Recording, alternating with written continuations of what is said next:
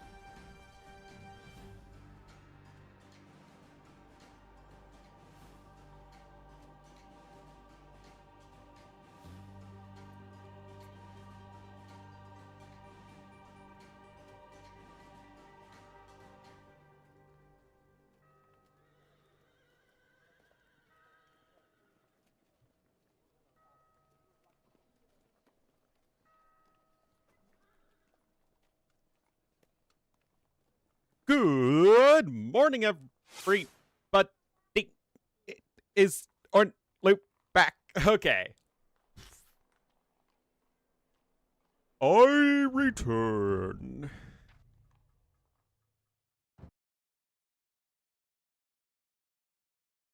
Anyway, Maggie Vertza, thank you so much for the 15 months. Prime, not Prime, it's all the same to me. 4 minutes ago, the punctuality of these jerkbags. Not that I'm one to throw around the word jerkbag.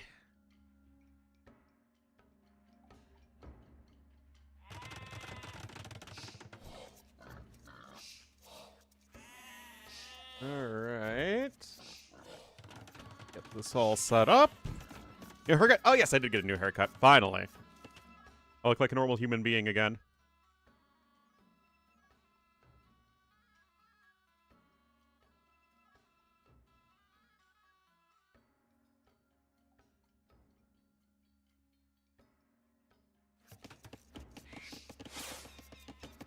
Alright, everybody, good morning and welcome back for some KOTD fun times. Sorry, I planned on casting yesterday, although it was a good thing I didn't because I had to be at the hospital. But yeah, there wasn't any matches yesterday, but we are back and we are good to go, and we'll have MbL in the purple as the Vietnamese to the southeast here of Arabia, of course, and to the northeast in the cyan as the Romans. It will be ACCM, two very solid A-tier Arabia civs in my opinion. Yeah, very, very close rush distance. MbL doing at the left. A couple Sheeperinos. Remember, he is playing as the Vietnamese, so lots of laming. Lots of laming all the time. And honestly, this is where the Vietnamese bonus is super helpful. Because ACCM sort of spawned in an atypical location, right? If you spawned here as MbL, you'd think that ACCM would spawn somewhere around over here. But obviously, he was like a screen over to the right from that, so he could be much more direct in his laming-ry. Oh, I'm totally fine. No, my dad's the one who's not doing so well. He had to have another surgery yesterday. And, like, if they didn't do the surgery, like, that day, he probably would have died. Because the infection in his bloodstream that they thought they got rid of decided to pool in his foot. So his foot was, like, one infected mess.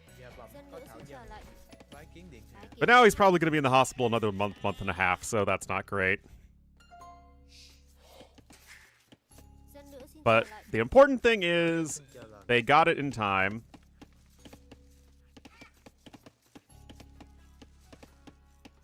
So, yeah, it's just been, you know, not the most fun experience in the world. They were, like, even late on the surgery, too, which was really annoying. They were, like, 2.5 hours late.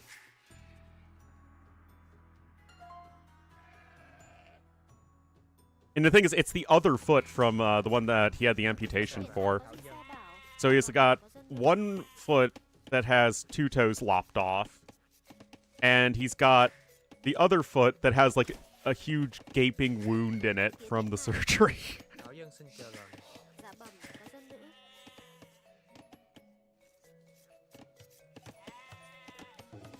Moral of the story, kids. If you have diabetes, don't mess around with it.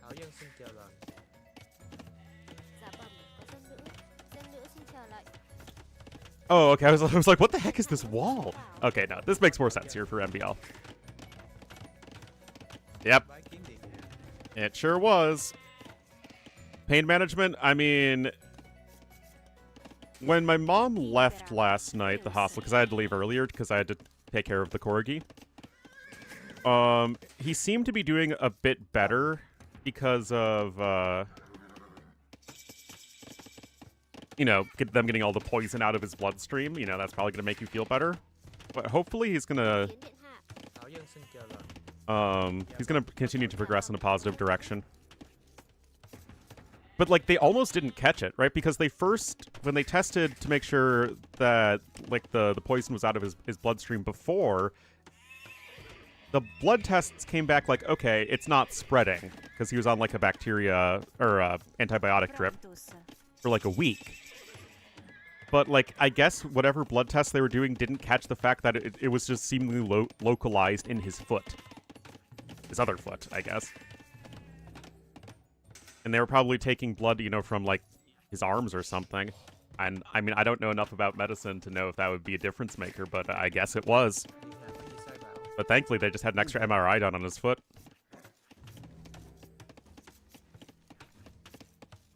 His diabetes? We really should have. It's all of our fault. Anyway, nothing terribly exciting happening in this game so far. Nothing really worth mentioning, just a scout opening versus a defensive spearman and skirmisher opening. MbL did get a couple of extra sheepers. Notably, MbL also was able to pick up the horse collar upgrade, something I always loved seeing players do with the Vietnamese.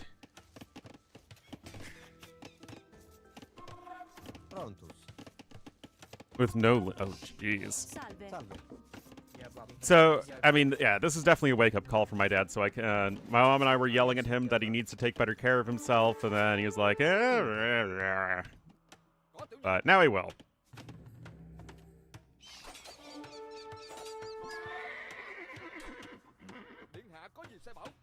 But yeah, he had, like, an abscess or whatever.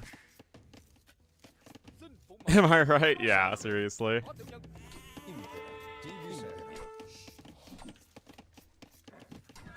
Ooh, nice poke there. This should be a very good match, by the way. I think ACCM, MbL, on Arabia specifically, like, if it's a mixed map tournament, I favor ACCM just straight up. But on Arabia specifically, I think MbL is a player who will do better on average than he would in, like, a mixed map tournament. He's just always somebody who gravitates towards playing Arabia. So I think this could be a very fun set. Ooh, not... I think I might have been able to get away with it, but yeah, wanted to play a bit safer. But MbL getting his farms down quite nicely. That said, Roman Eco is not something to mess around against. We already have 9 farms down here for ACCM. He's got his own skirmisher production going. Walling is terrible. I mean, he's just trying to get himself safe on a map that is not very easy to defend whatsoever. Meanwhile, he is on the other side of this map here with his assortment of trash units. Yeah, I mean, MbL just doesn't have a great map. Secondary stone and secondary gold are forward. This is like the only good resource he has. And it's very hilly. This is like the freaking cat scientist campaigns, man. Where there's all the hills next to the woodlines. You can't build TCs anywhere. Salve.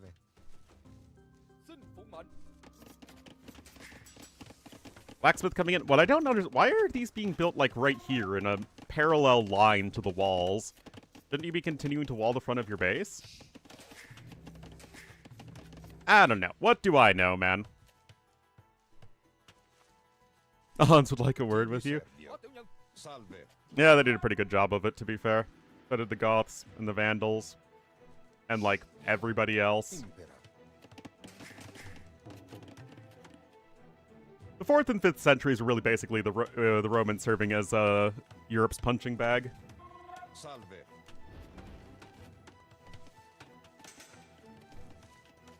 Anyway, Wheelbarrow also coming in nice and quick for MbL. Love, love, love it. Here with just utilizing that Vietnamese bonus. And it's a way you can realistically catch, not even catch up, but, like, keep up with the Romans' eco.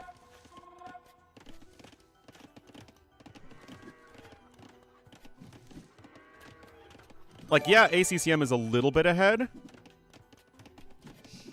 But, like, that's to be expected with Romans, and Vietnamese should have better military options throughout the game. So I like it. Blade of the Nun gifting the sub to Wubnub Neohe. Thank you so much, Blade of the Nun. Very generous of you. I appreciate it. And welcome to the Wolfpack, Wubnub. Enjoy the beauty, glory, and majesty of Ornlu Wolf and friends. And W choice of DLCs? What does that mean? Anyway, MbL, look how safe he's playing this defensive tower. He knows he needs to secure this gold.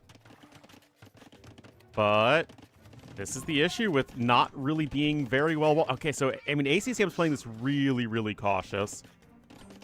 I mean, he doesn't know if, like, MbL has, like, 3 more spearmen there in the back. And, you know, with MbL, it's always safe to assume he's got more spearmen hidden somewhere. But as it so happens, he really could have dove there and gotten a lot of damage done.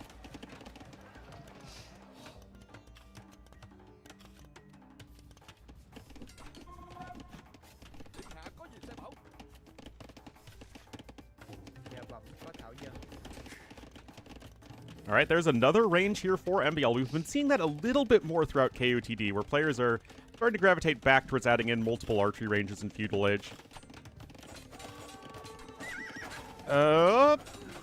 Okay, here's the dive that I was talking about, and this time, ACCM is bringing some skirmishers with it. Now we have Bloodlines in, as well as the Forging upgrade, and MbL is going to be taking some losses. Now, on the other side, MbL actually a little bit of the S word. He loses, it looks like, a villager and a skirmisher, but he is certainly doing more damage over here, and that will be a cleanup. Okay, to be fair, you did lose, like, everything. And MbL is about to click up to Castle Age.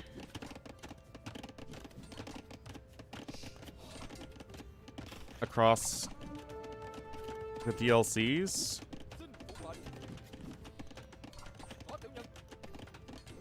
Well, there's just the one DLC. There's the South American one. They haven't announced any other DLCs. But yes, I am looking forward to it. It looks like a regular old AoE 2 expansion, which is something I'm really looking forward to.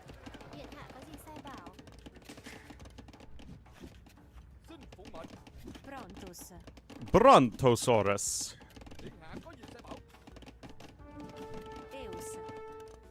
Padded archer armor coming in, and despite the villager losses, it could have been a lot worse for MbL. More fertilizer on the farms. You will serve us in death as well as in life. Impera. Castle Age now on the way here for ACCM, and you know what? MbL gets another villager kill here. Again, yes, ACCM is slightly ahead in resources, but the resources destroyed are heavily in favor of MbL.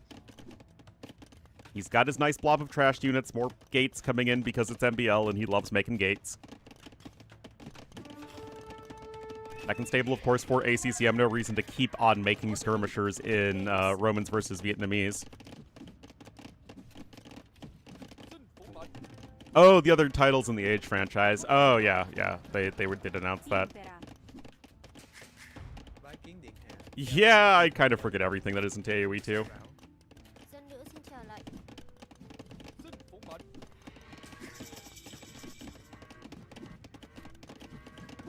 But I don't think there are any content creators who really do a lot with, like, all the titles of the franchise. Usually everyone just sticks to one. Anyway, Cav Archers, because Vietnamese are a Cav Archer civ. TC at the back. MbL's cruising this game. Most popular one? Well, yeah, I mean, it's the one that I grew up with the most and the one I enjoy the most. And I think it's just, it's the best... the best title in the franchise, and it's my favorite game of all time. Like, Spirit will do a video or two on the new stuff, but it's not like he consistently makes content for any of the other Age titles. Viper, again, he might play, you know, the campaign or whatever, but he's not really gonna, again, do it consistently. All right, second TC coming in here from ACCM, but this is just really, really ugly for him. At this point, MbL is able to put pressure on a lot of different angles at once. Gold income is going to be slim to none. And this is very, very uncomfortable here for our poor Cyan player, ACCM. Ballistas, I have indeed heard of them. There's one on the way, and one Scorpion is not going to be enough here. And again, this isn't all-in or anything like that. MbL's got good eco upgrades. He's got good upgrades for his CA. It's really hard to find fault with a whole lot that MbL is doing in this game. AoE 3 to AoE 4? Well, AoE 3 was, like, dead in the water, so that makes sense. But I think most of the AoE 3 community switched to AoE 4, right?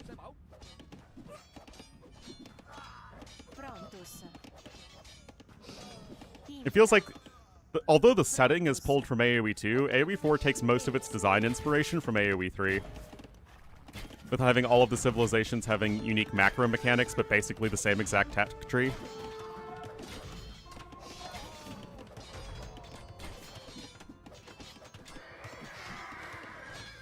I don't know if anyone really plays AoE 3, or many people play AoE 3 all that much.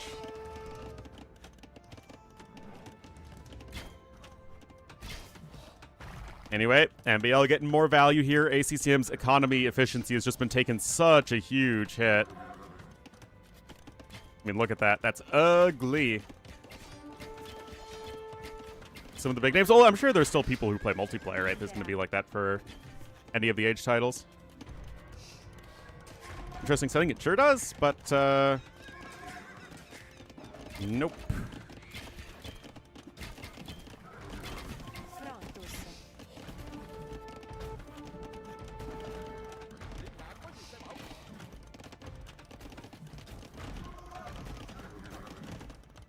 Got a few knights here to help deal with Scorpions, and now we have a monk and a MbL coming in.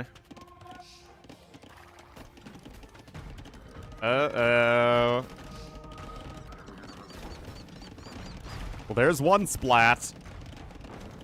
Okay, at the very least, the monk is going to go down. Yeah, the knight can't really charge in right there, but this is just, again, going to be such a difficult fight here for ACCM. He's 600 score behind, and there's the double splat. I guess the MbL does go down, but it's still not anything to feel great about for ACCM. That is for sure.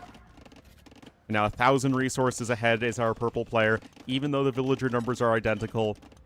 And it's all about having those better eco upgrades and the significantly better eco efficiency. And now we even have Handcart coming in for MbL. His eco is just going to be humming along here. There's the third TC.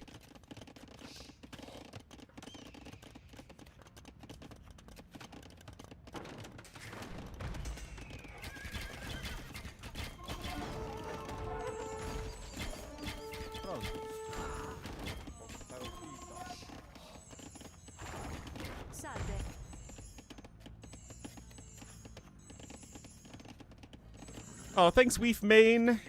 Thank you for the 14 months and the kind words. I tell my dad that my beloved viewers are all rooting for him. And then he's like, I thought you hated most of your viewers. And I'm like, yeah, it was a figure of speech. Yep! Anyway, a few more villager kills here and there, and some much-needed idle TC time caused there by ACCM. But the issue with ACCM this game is that he hasn't been able to get any eco damage done without the without sacrificing a lot of his military. So again, like, he did get some value there, some idle time, some villager kills, but in reality, he's still losing his army. Streamer hates this. It's a very toxic relationship I have with you guys.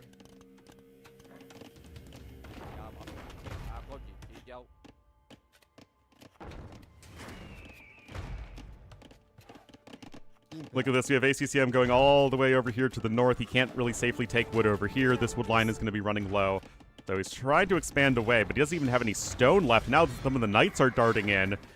They only have bloodlines, but even so, it's not like there's Bodkin and Ballistics in here on the TC, and this is just getting worse and worse and worse.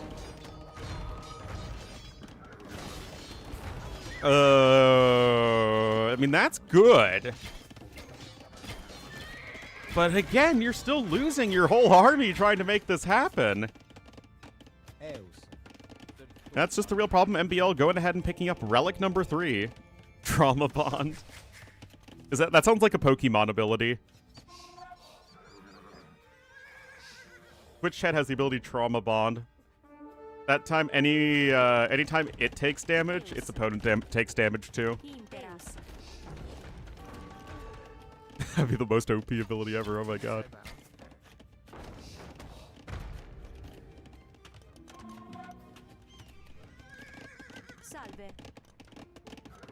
GG. Wow.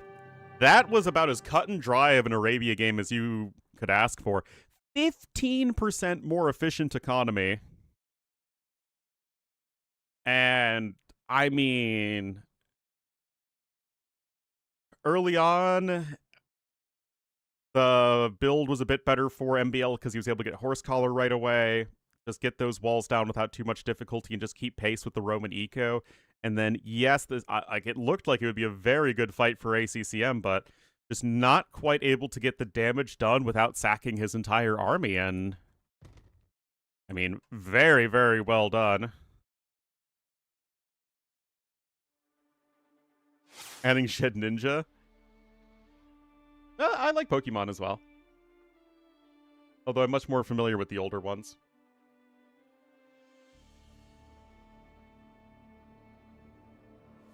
Anyway, that is Romans losing to Vietnamese.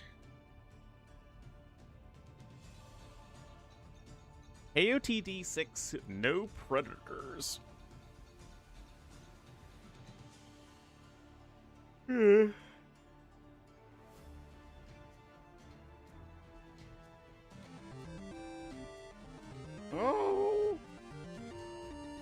crap, I forgot to open Streamlabs.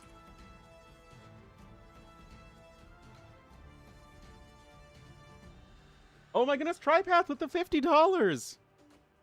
That's so generous, thank you. And trust me, all donations are greatly appreciated. It's expensive, man. Take care of this family. Oh yeah, no, it makes total sense that Dave would be getting lots of Pokemon comments.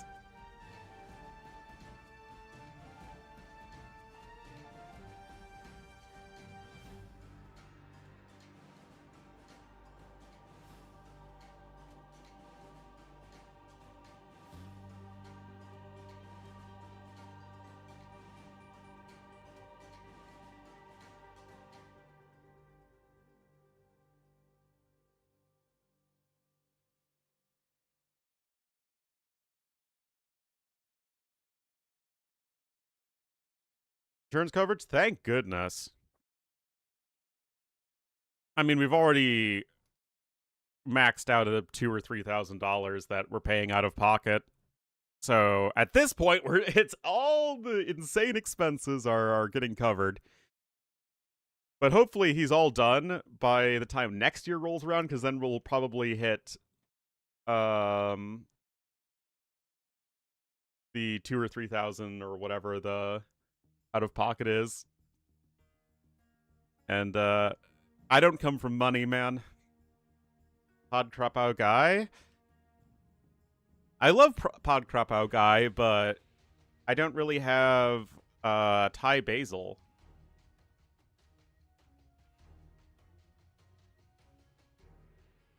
Unfortunately.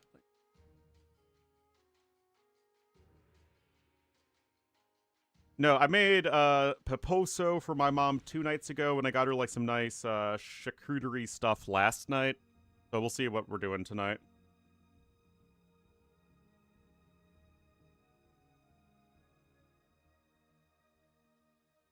Also, like, again, I posted on Discord. These are the prices for the hospital meals for my dad. Pancakes, $28. Texas French toast, $30. Bagel, $35. Fresh apple, $23. Grilled cheese, $27. In oil from Amazon? Oh yeah, that's true. Like, again, this is all covered by insurance. Oh my goodness. Rest of the year? Yeah, exactly. Oh, TriPath, that is, again, insanely generous of you. Thank you so much. Thank you, thank you, thank you. But then, like, some of these don't make a lot of sense.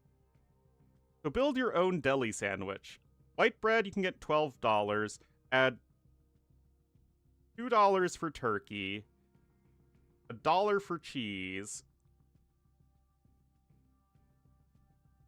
White rice is $23.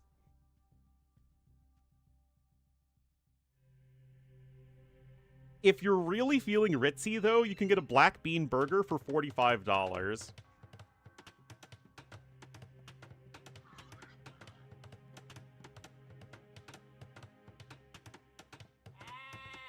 Yeah, my dad was getting the meatloaf anyway, so I have no idea how any of that makes sense.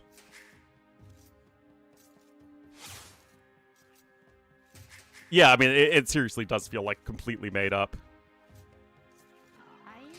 Like, I mean, I just bought a bag of Fuji apples the other day. I mean, I like my nice apples. I love me some sagwa. And that was like $3 for a bag of apples. Of, like, good apples. For arrows. On this stream, we just throw random words out in different languages for no reason.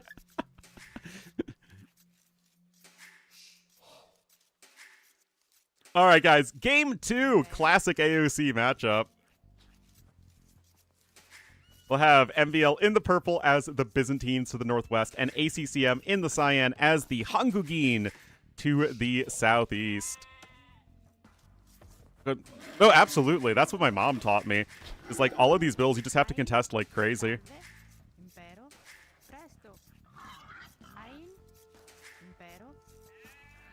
And I think that, you know, growing up, I was able to have, you know, we were well off enough that, like, I didn't really, like, lack for anything, but we certainly did and still live, you know, paycheck to paycheck, like a lot of families do. And, you know, it makes you appreciate, one, smart shopping, buying stuff on sale and all that stuff, doing things like contesting unfair bills and all that. And, I mean, it's annoying to put in all that legwork, but, you know, it's the only way that you can scrape by.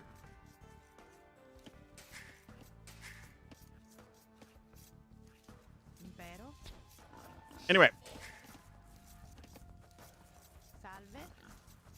Piggy coming around.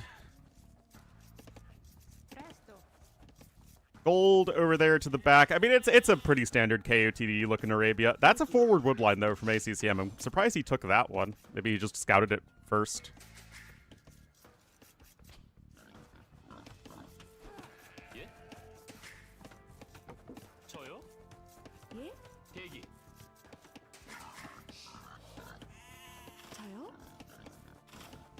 Bloop.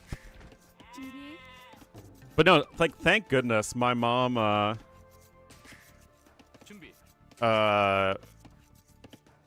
she works for, like, a very progressive company.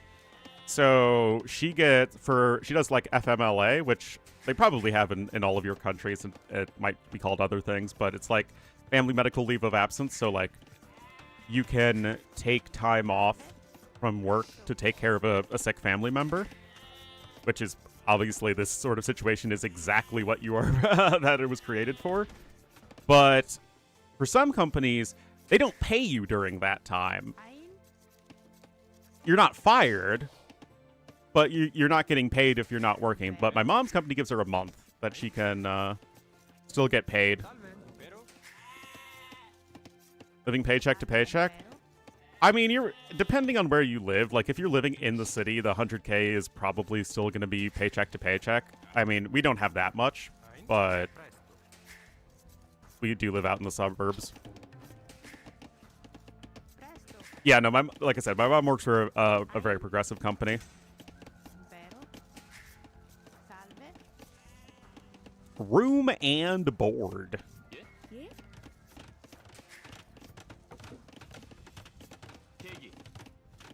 Anyway, Feudal Age on the way for both players. 19 pop, Byzantines, Koreans. We're going to be seeing lots of skirmishers.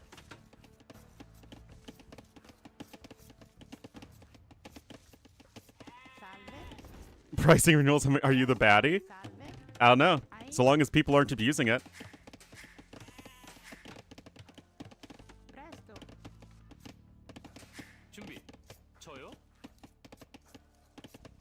Anyway, I forgot my coffee. I need to get my coffee, guys. I need my cafefe. Also, I guess the question with both of these civs is anyone going forward, but it doesn't look like it. Mandated? No, but in general, people have it. It's just not federally mandated. Which means that a lot of people are screwed, but, like, my mom was able to take 6 weeks off to, you know, birth me. Anyway, be right back.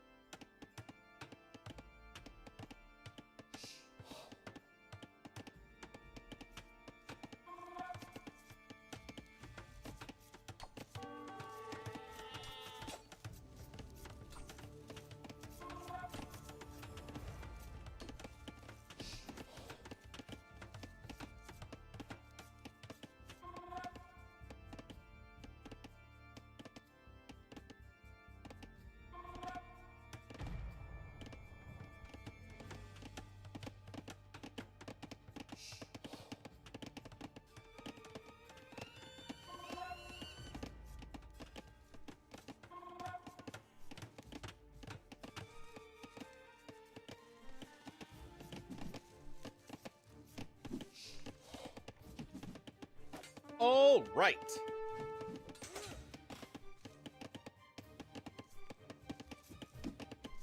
Ugh. So, let's see here. ACCM has a big army lead. This just seems like ACCM was just producing units faster. They had the same uptime. But MbL will lose a villager.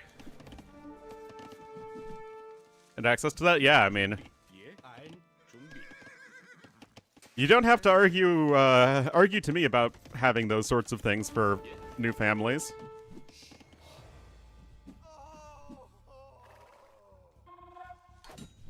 Especially with how low birth rates are, we need to encourage people to have children.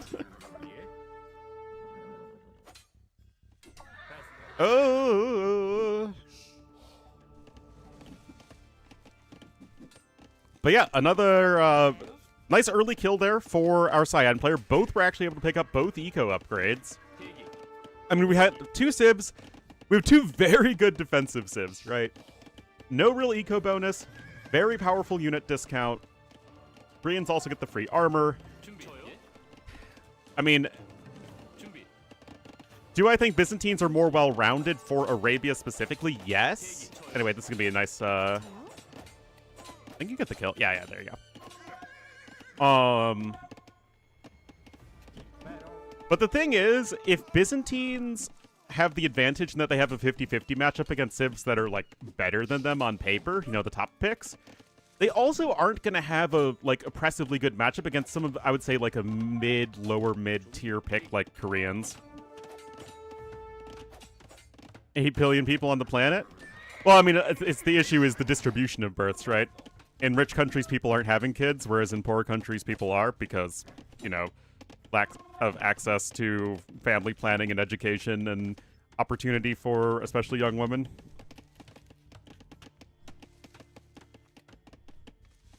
$10 years? Yeah.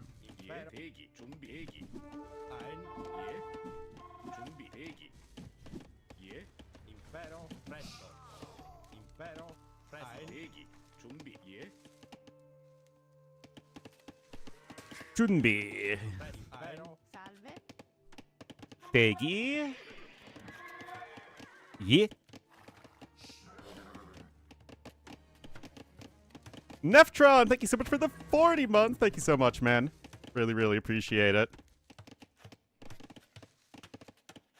Also, by the way, fun fact, yeah basically means yes in Korean. It's kind of like a informal, like, affirmation. So it's kind of funny that yeah and yeah basically mean the exact same thing in English and Korean. Despite the two having literally zero linguistic overlap.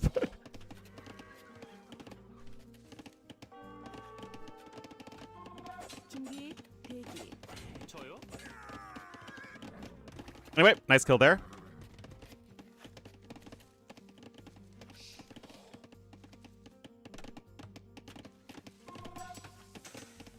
So MbL is able to strike back with a couple of nice villager kills with his scout cavalry.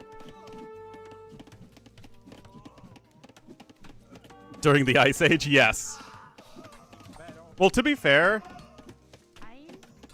if you go that far back, it was probably similar people who, in the trek, because people crossed into North America. By the way, this is absolutely brutal from ACCM. Holy cow. He just had the two ranges faster. He just started unit production more, and he was walled. Okay, we do have the scouts coming in here. Identical to Dogga, really. But look, again, the overall KD is exactly the same. ACCM just making more dudes. Oh boy, this is a mess, guys. And remember, even the free armor, although it doesn't help in Skirm v Skirm, it does matter for the scouts and the villagers. Ancient Korean Finnish War. I mean, North Korea and Finland are only one country apart. They're basically neighbors.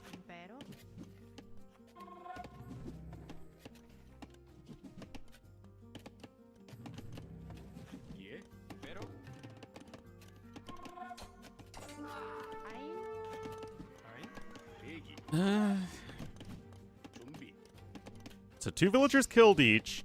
Honestly, like Argentina and France? Exactly! Oh my goodness.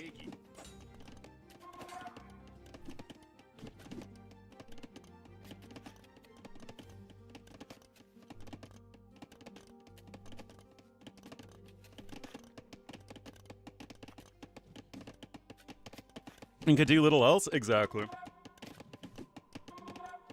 No, I mean, I haven't... I've been, I think, understandably a little bit busy, so I haven't been able to start State of the Civs yet. So I'm gonna finish Henry the Lion today, I hope, and then I'd like to finish the AOC campaigns as well. But I can just like I can knock those out in like a day, and then I'd like to start working State of the Civs. Intended laughing at siege towers need a hard nerf. They're way too powerful. I have no idea. I haven't seen the siege towers be OP, but I've heard a lot of people complaining about it, and I'm sure that's not without reason. Guys, ACCM's about to click up to Castle Age. Like, this is just fantastic play.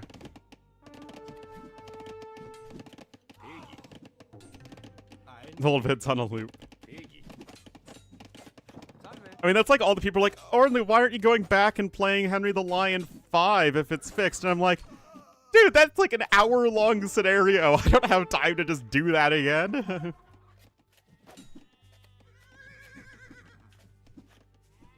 Both games? I mean, it's... like, it's a little odd, right? Because both games were very impressive, but for different players. And just showed a lot of, you know, dominance for different players. But yeah, MbL still not able to click up to Castle Age yet. I mean, I think siege towers are conceptually very silly. But I don't know, like, again, like, are they OP or not? I don't have a good enough read on the situation. Because I haven't been able to watch as much AoE or play as much AoE as I would like to. Anyway, some Fire Lancers are going to be a very good general purpose unit here. Remember, Koreans do get Gambesons.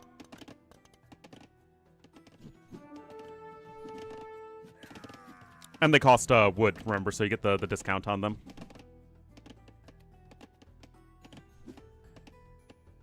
Presto.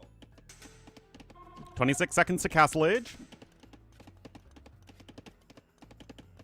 Nick Fuentes? Isn't he like some right-wing guy?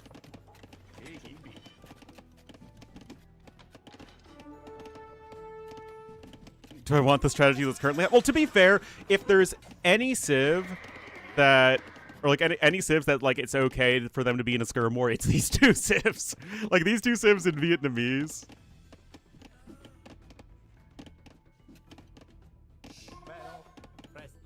Incel baby Nazi, jeez. Anyway, triple ranges here from MbL. And again, if you look at the KD, it's not bad. And MbL's even ahead in resources, but this is going to be a pretty tough timing to deal with. Now, he is only on one barracks. Okay, I thought he had maybe added in a second one. Dravidians? Yeah, that's fair.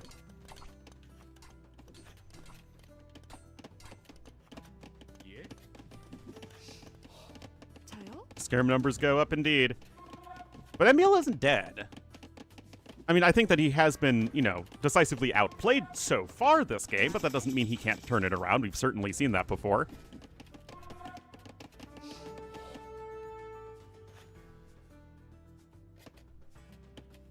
Weird combo? I mean, that sounds pretty weird to me.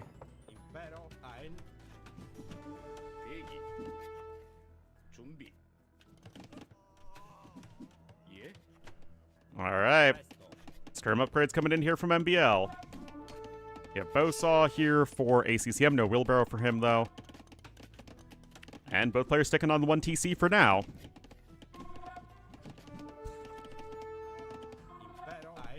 E-Skirm now in.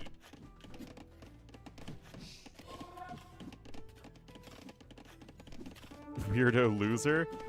I mean... that just... He sounds like somebody who is not very mentally sound.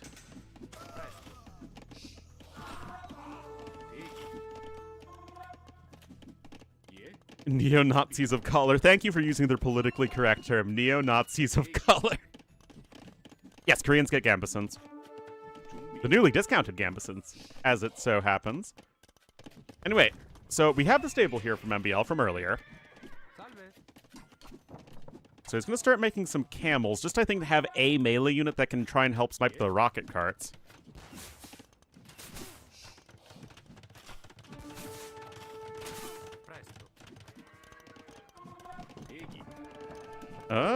ACCM there on the high ground gets another stray villager kill. He's got a ram. Actually, he has 2 rams. My homie is literally downloading more RAM. HP bonus? You mean the Vietnamese one? Koreans get a discount on their Fire Lancers. Too high to waste RAM. Anyway, I love this here. You're just going right after the production. You're forcing your opponent to take fights. Super smart play here from ACCM. But MbL cleans this all up. And again, like, MbL is keeping pace in the KD. And he's still slightly ahead in resources.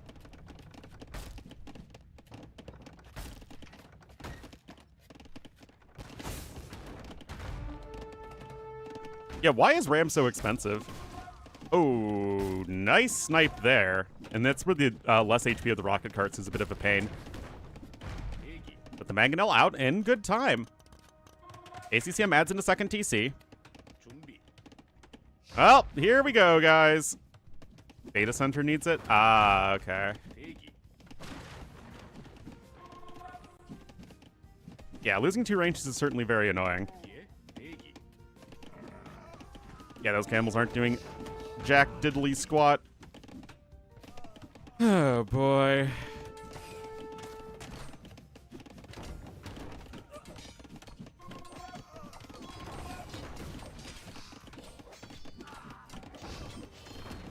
Oh, gotta be careful there. That was like friendly fire.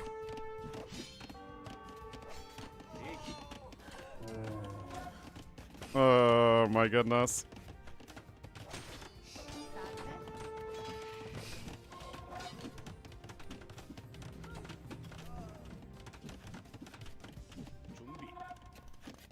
Well, 5 vills behind now is MbL. I mean, I think this is pretty silly. I don't know if it's OP, but it's pretty silly.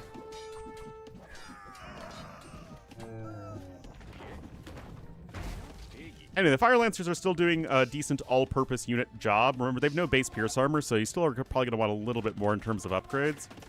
It's like 3rd TC is also coming in here as well. MbL is trying to launch a counterattack. I mean, I don't know. Camelot's a pretty silly place.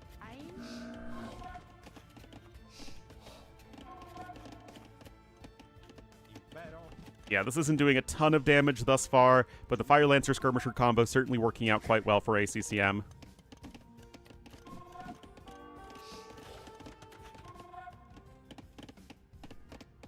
Just ate the loss? Dang.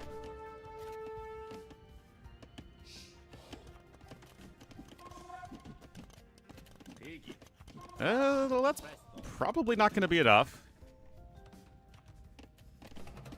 A Zealot charge? You mean like Samurai have? I mean, it's literally in the game right now.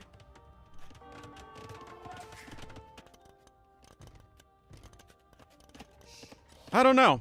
Because I think that champions with Zealot charge would be broken, but they would be perfectly balanced for Men-at-Arms and Longswordsmen. Because in my mind, the issue is that the Swordsman line is actually quite solid late game in a lot of situations, but is just really bad in, like, mid game. Anyway, here we go.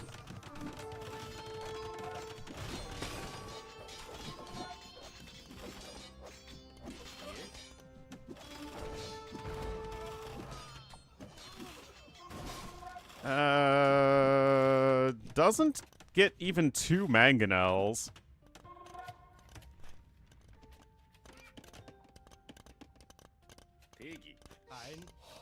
But ACCM really is starting to power ahead in economy. 75 vills to 61.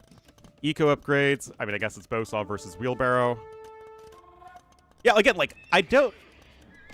This game is not, I think, really going to convince anybody, or at least it shouldn't convince anybody, that the Siege Tower stuff is OP, but it is silly. Anyway, University coming in now. We got Wheelbarrow, we got Chainmail Armor. Do hope that ACCM remembers to pick up Gambesons. It is very cheap now at 50 food and 100 gold.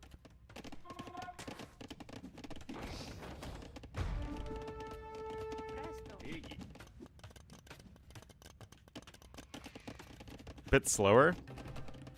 I mean, in my mind, Siege Towers should be used as a way of getting over walls and not really for anything else. Armored Troop Transport just doesn't really feel right. In AoE 2, this isn't the original AoE 5, right? From the AOC, like, cover booklet. Also, shout out to all of the physical product that you got with buying games back in the day.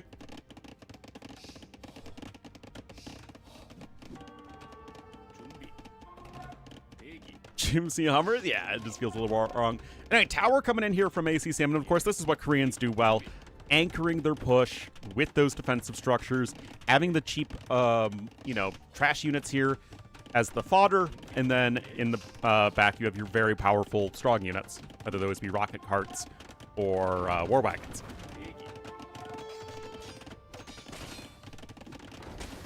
MbL is up to Imp. He is Byzantines.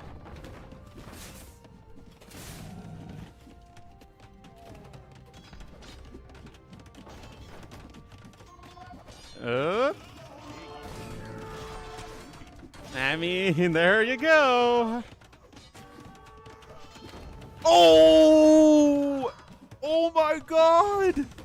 Treebeard! Somebody call Treebeard! A fine hit!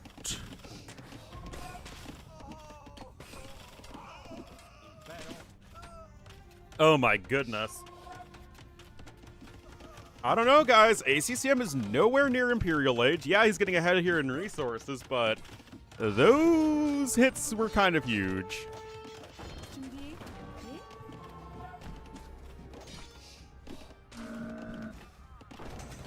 Oh, wow. I mean, that really is doing a number on this push, which is otherwise becoming very difficult to stop.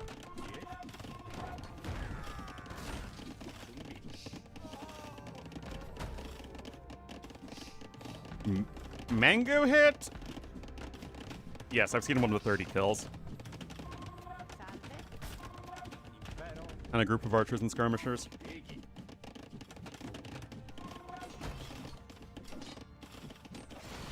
Okay, I mean, I guess that's okay. Crazy? Yeah, I've seen a siege onager with over 100 kills in Black Forest. It was a Celt siege onager. I think it was 108 kills, and then the game ended. Anyway, this defense, it is exactly what it's needed to be. In one hit, I don't think I've seen higher than 30.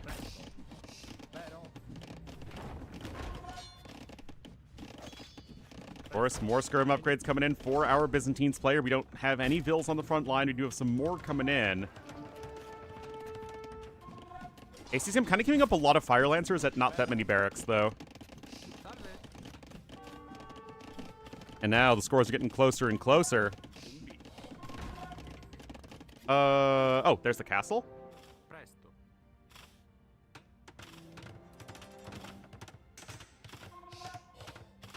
Oh, boy. This is interesting, guys. Treadmill crane even in now. Oh, this is awesome. ACCM does need imp. I mean, chemistry's in. You're going to have bombard cannons coming out. This is what the series I'm expecting between these two players. Well, ACCM is at least pretty close to clicking up. These towers will come in.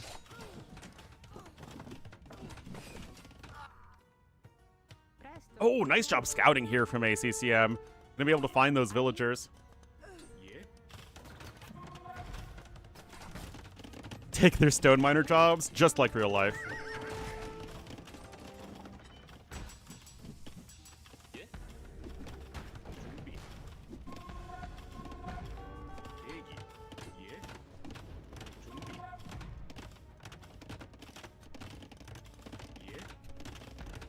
Imp on the way. Here we are.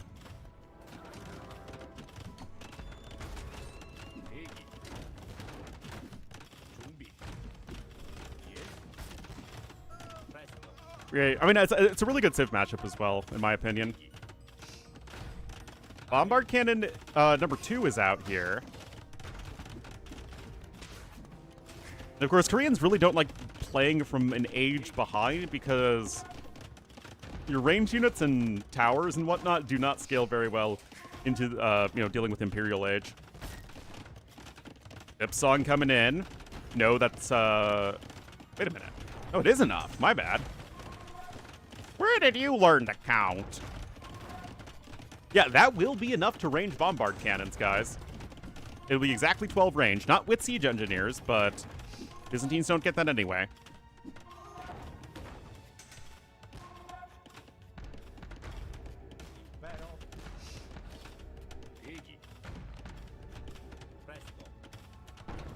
Also, the actual damage that these towers are dealing, that when they're not garrisoned by archers or hand cannoneers, isn't going to be all that high.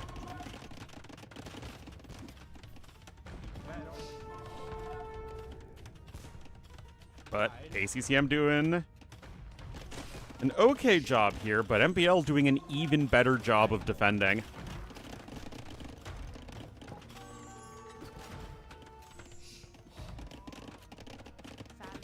This is ugly, though.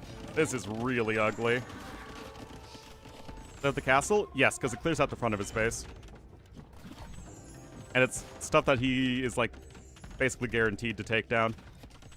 Also, as soon as his opponent hits Imperial Age, these towers will become keeps. And just that much more annoying to get rid of. Anyway, Elite Fire Lancer and Plate Mail Armor are both immediately on the way. That said, more keeps are coming in. Like, gold? Yeah, not much gold, though. I think that with Imp in, this might actually just be a little too tough for MbL to deal with. Like, he is pushing out of his base, but ACCM is making it a very slow process. And it's buying ACCM himself more time to sort of flex that eco advantage he has. and turn that into enough army to actually get the win here, despite, again, actual res destroyed being in favor of purple. But it's just not by enough. It's a really tricky balance to strike, but ACCM is doing it very nicely. I don't think he has arson. I don't think he's arson around, no. I mean, I guess this is something, but... yeah. Anyway, now with all the defense upgrades in, you have 6 pierce armor and are only taking 1 damage from skirmishers. This is like the big kicker. Conscription will be denied, though. And I mean, again, like... I want to underscore, this is not ACCM... or, sorry, this is not MbL playing bad. ACCM is just playing this insanely well. This is what we expect at this round in the tournament between these two players.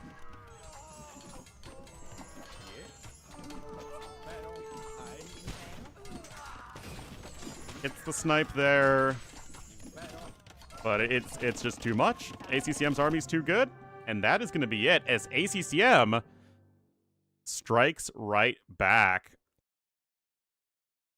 I mean, impressive game. I don't think MbL ever crossed the map. I mean, the early feudal age, just getting those numbers out faster for the Koreans players, and just keeping MbL at home for 50 minutes? Yeah. Like, that's pretty darn impressive. Good stuff, good stuff. And of course, was able to turn that into disrupting MbL's eco, allowed ACCM to get super far ahead. Stone collected, obviously. Huge, huge schism there. Tex researched. Big difference as well.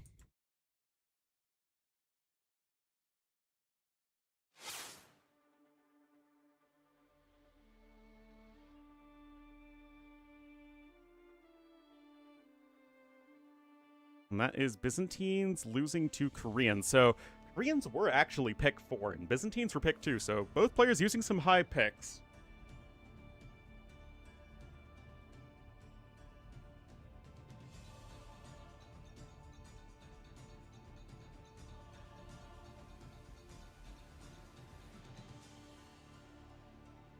We'll have to see what's next. They are in the lobby.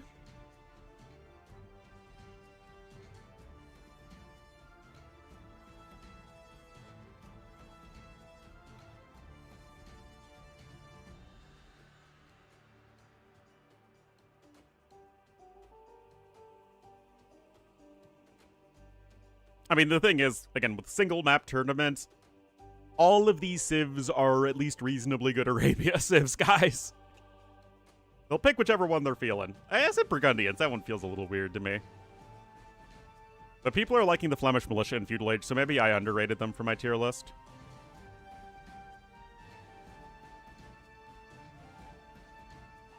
Vibe picks.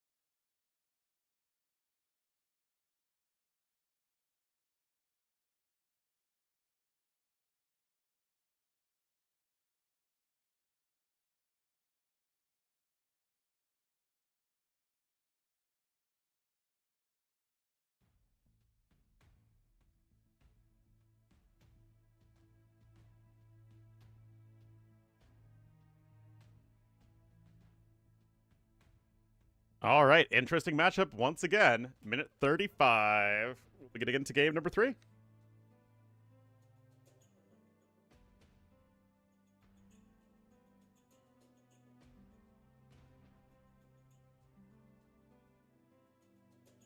Wisdom Tooth pulled? I had to do that.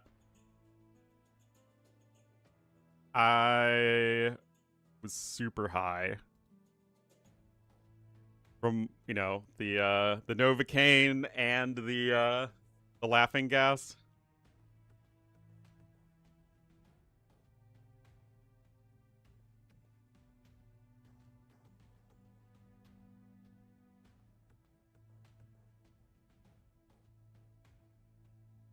Also, MbL's lobby title is literally ACCM. Not even all caps, just lol lowercase ACCM.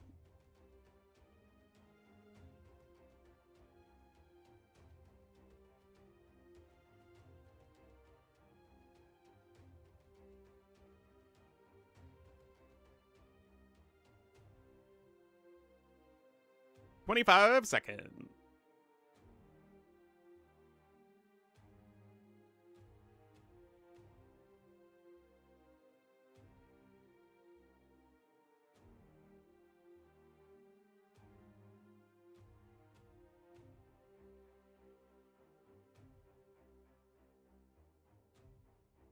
You did pick a 3K, Civ. Wild.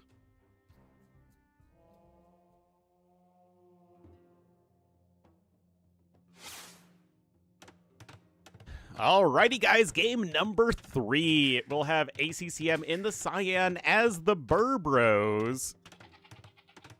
Here to the west of the map. And to the east in the purple as his IRL Civ. Will be MbL as the Vikings. MbL getting both his IRL Civ and ACCM's IRL Civ. Pretty unfair, honestly.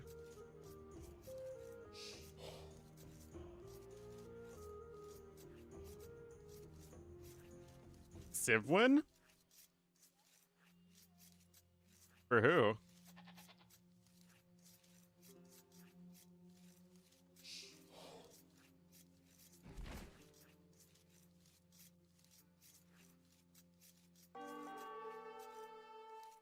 Vikings have no counter to the Genitor. Yeah, that's true. Whoa, wait, what the heck?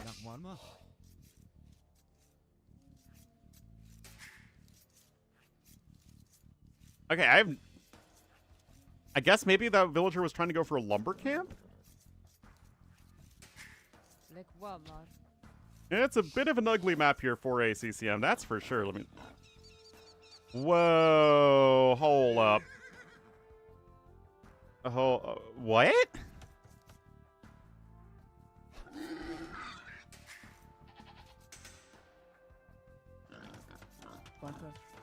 I'm pretty sure he did.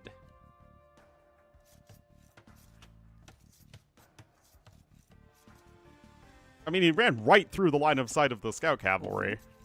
That's it, these villas aren't walled in. He's not getting loom.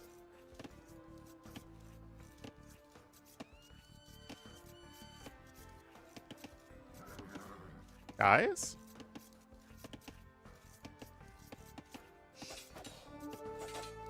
Huh?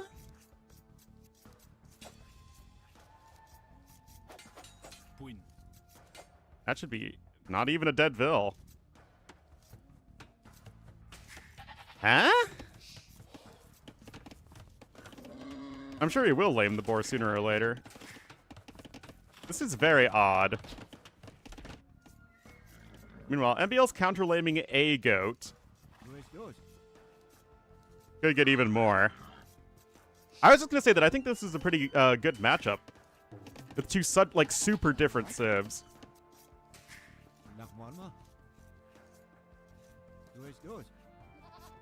I mean, honestly, it's pretty hard to get more different civs than, like, Vikings and Berbers. Man. Anyway, that's 3 goats right there. That's not a goofing around number of goats. Anyway, MbL just builds another lumber camp at the moment. He didn't even lame this boar.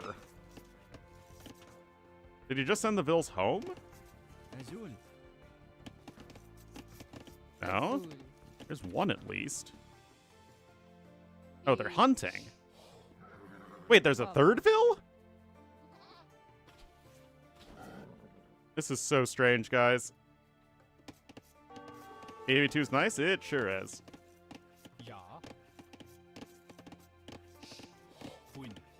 I mean, MbL has loom at this point, so he can take the boar pretty comfortably.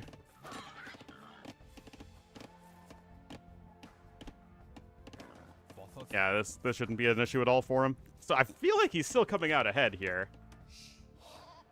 Couple goats coming in.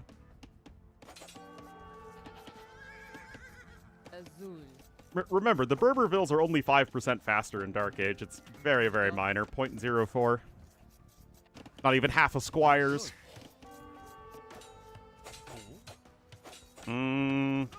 I don't know. I'm not sold on this at all here.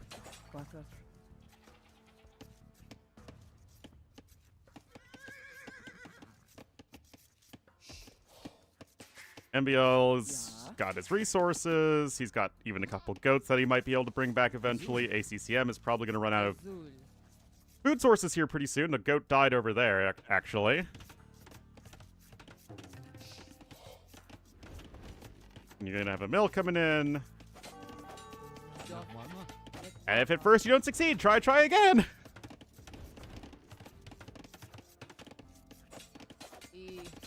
But yeah, ACCM really Black Forest-defying this game, that's for sure. Anyway, that's gonna be a nice villager kill from from MbL. This is the battle of the two players whose names are just letters. Anyway, nice kill.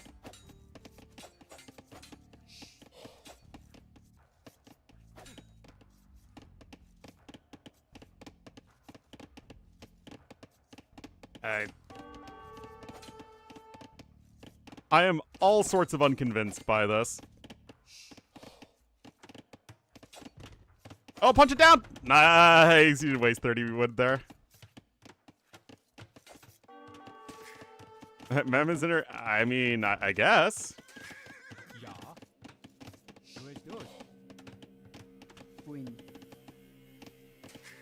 Two farms already here for ACCM. Long distance taking from that gazelle. Again, res collected heavily in favor of our purple player.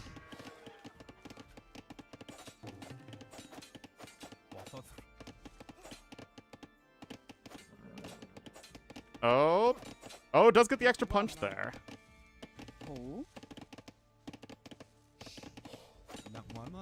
Man, I missed my 10% faster movement speed vills in Dark Age.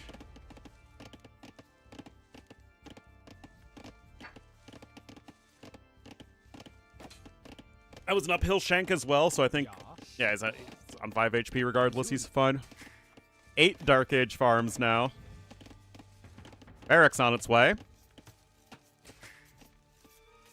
Now, ACCM can click up. He's behind by around 10% in terms of resources, but he can click up.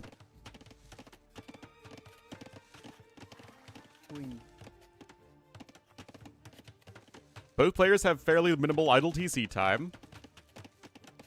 But yeah, he's got his buildings. ACCM's been taking very heavily from his forge bushes, whereas MbL rather has not. MbL's been gathering a lot more wood. If you look at the resources distribution, I'm sure a lot of it's elite in wood. Oh, I'm such a clever guy.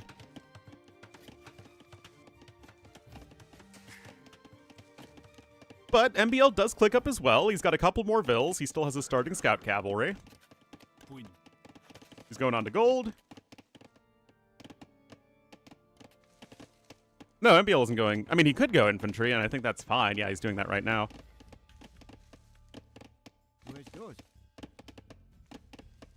Wait, is ACCM going forward again?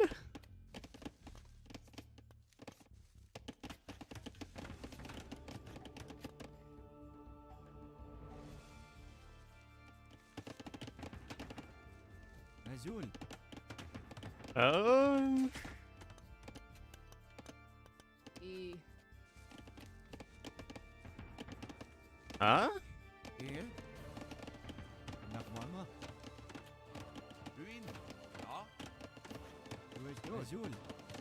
The vills are not even faster than the militia, even with the 10%.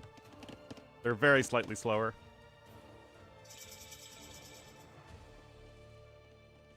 What a waste. Now ACCM is coming back home. MbL coming forward. Alright, there's the range. Bidax and Horse Collar on its way.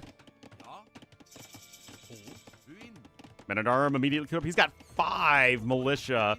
And now he's going to have that extra HP here as well. Look at this. Forward range and blacksmith. Oh boy, this game is getting real wild. I mean, the game has been wild. This game is continuing to be very wild.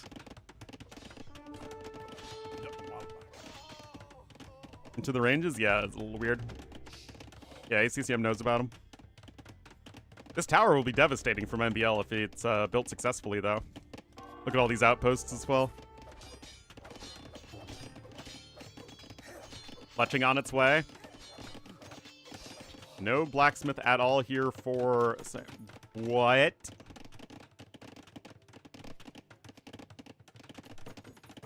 Why are you sending 5 vills to stone? Are you Eugene Stoner?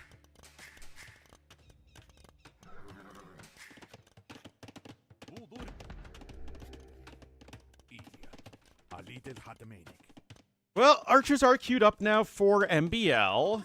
I mean, those vills immediately are retreating. Probably going to want a defensive tower on that gold mine.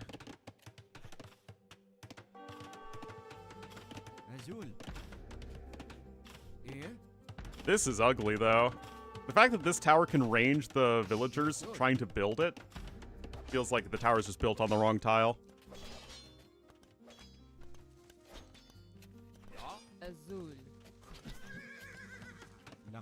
Anyway, it would be very S-word to lose any vills here. Okay, that men-at-arm is kind of going to the wrong part of town.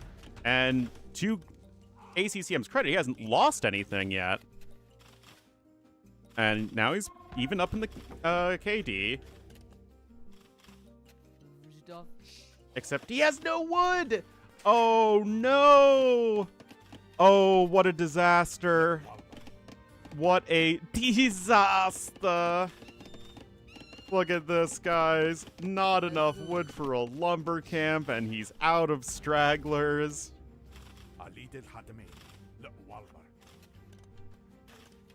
We're gonna have padded archer armor here in a moment.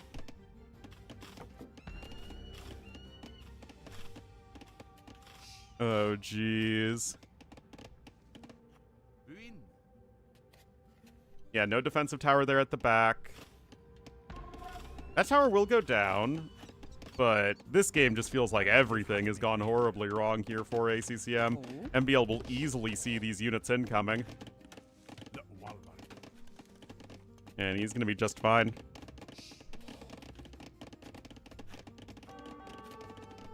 Obviously, MbL will be way closer to Castle Edge. Yeah.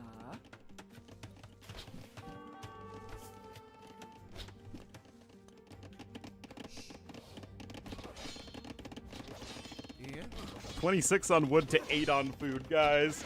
It really isn't very exciting.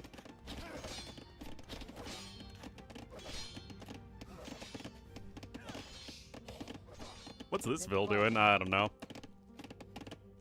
Yeah, you couldn't even tower rush here successfully because of the outposts. Oh, okay, that's something. MbL did lose track of those units. He actually has his own movement speed boost, though, via the free wheelbarrow, and you don't want to lose units here. But, yeah, I mean, 1,600 more resources. And I will say, the Men-at-Arms really have Vent paid for themselves. But really, this should just be a matter of Castle Age v no Castle Age. Looks like another Vil has fallen. But again, MbL's fine. Oh.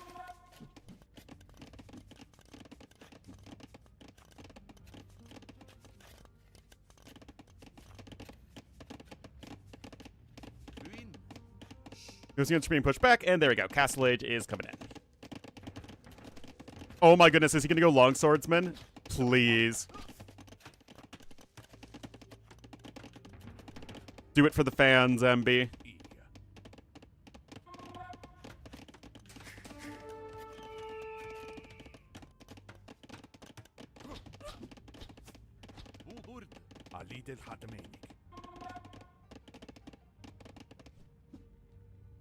Hello, beheaded god. It probably should be a Castle Age GG.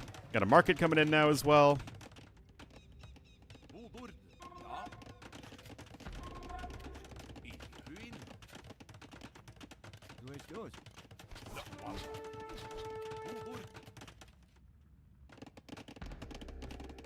The Eco KD? Oh, yeah.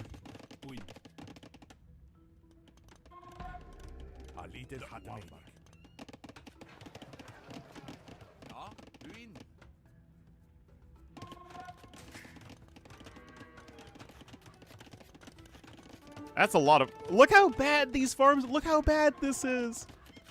Look at the walking distance just to go to this farm. Oh, no.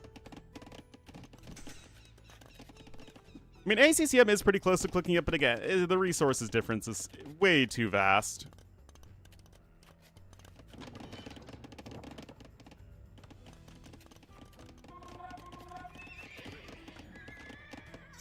An entire Castle Age research time of difference.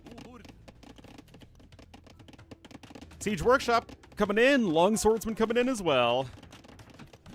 Most of the swordsmen are in the barracks, though. Win. Long Swordsman plus Gambesons. There's the second stable.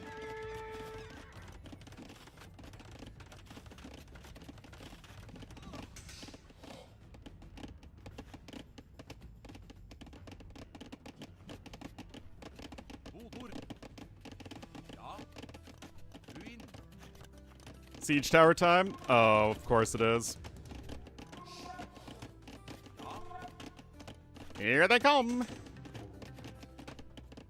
Broom, broom! Triple stable here for our Cyan player. Second TC here for MB.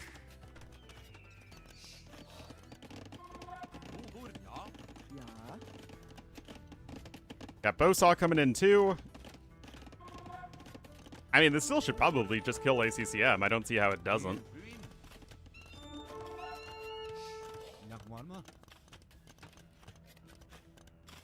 I mean, swordsman should just kill everything, right?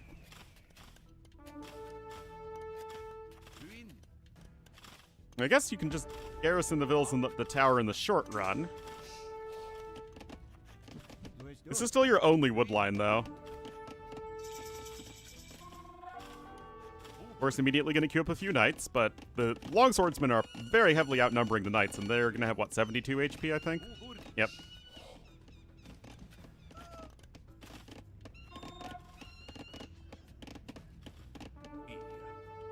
Random army chasing this random army. Good quick balls there. But yeah, the knights only have bloodlines and +1 defense.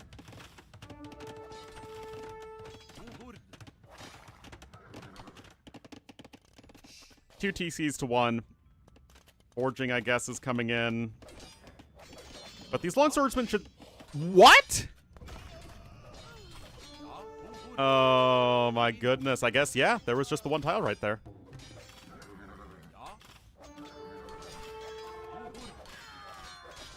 Nicely done there from MbL.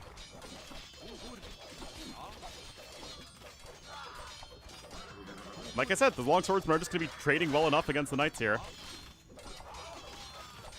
Although now more upgrades are coming in, and you do have these, you know, the tower and the town center helping out.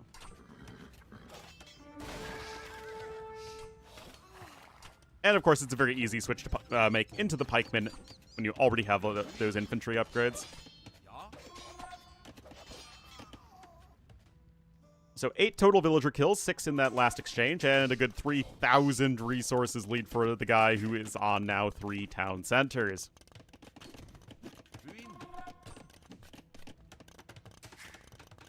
Second TC being attempted here for ACCM, but of course his hopes are going to be extremely low at this point.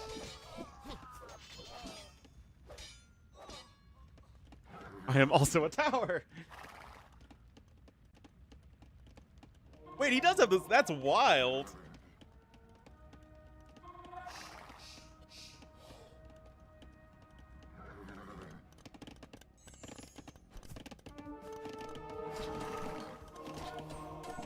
Well, Monk's gonna get 1 conversion. They'll lose both of them in the process. Oh wait, there's one more, but it's gonna go down before a conversion. No Sanctity for Vikings, unless I'm misremembering. Ow.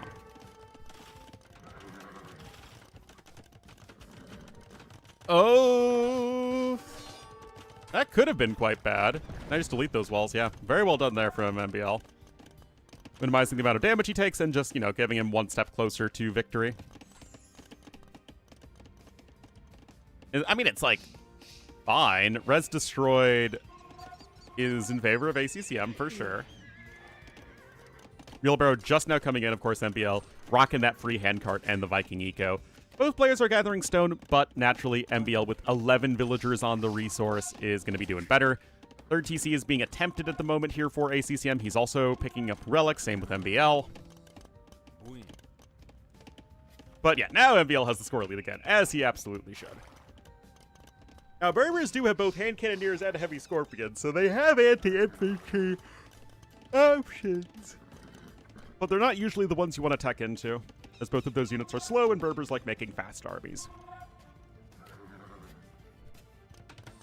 There's the Universidad in the back here for MbL. He's getting Bodkin. He's going to try to make some more Munkarinos, or crossbowmen, to snipe the Munkarinos. What can ACCM do to win this? He needs to get a lot of eco damage done, and I don't see that happening at the moment. MbL's playing too well.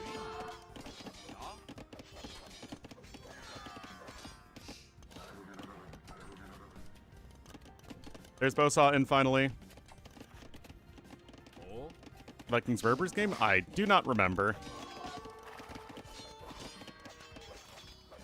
Yeah, there isn't anything that ACCM can do to win this game that doesn't involve a big screw-up from MbL, which, although not impossible, is very unlikely. Against Vikings? I mean, I think it's a fine civ matchup either way. Vikings are going to have a huge eco lead over Berbers, but Berbers are going to have much more flexible military options. All right, there's going to be 3 relics here, actually, very quickly for our Cyan player. And MbL with castle number 4 here to the far north of the map.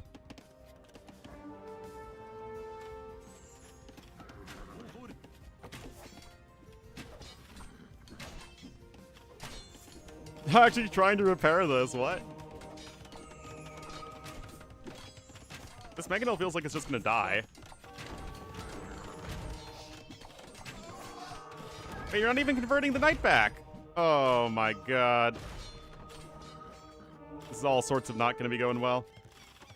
Meanwhile, you have Bodkin in for the town centers, you have ballistics. So honestly, even if you weren't making crossbowmen, getting those defensive upgrades, or those upgrades that double as defensive upgrades, rather, Bodkin and ballistics, gonna be really helpful against all the knights. In general, well, yeah, that's why I think it's a fair matchup.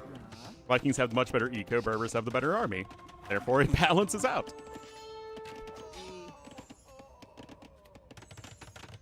Oh yeah, he did cancel. Why did he cancel it? I don't know. Now, wood is going to be the only thing that's a little bit suspect here. Maybe you can even take it forward. It's convergent there. Now, if knights weren't blind, which of course they are, you could see all those villagers roaming free in the pastures. But yeah, they'll make it to the TC, no problem. TC now being built forward. I mean, ACCM is on 4 TCs. It's just 5,000 resources. And no +2 defense for the... Okay, literally as I say that, he researches it. Nevertheless, he doesn't have a 10 right now, and the army numbers are going to be much better for MbL. Yes. That's because the Frank team bonus is a nice one.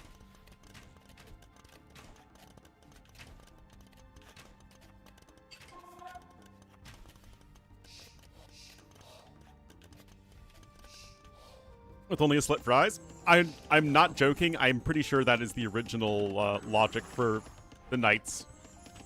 Having heavy armor so they can't really move around and see as easily, and then the, you know, the heavy helmet on that they can't see very well through.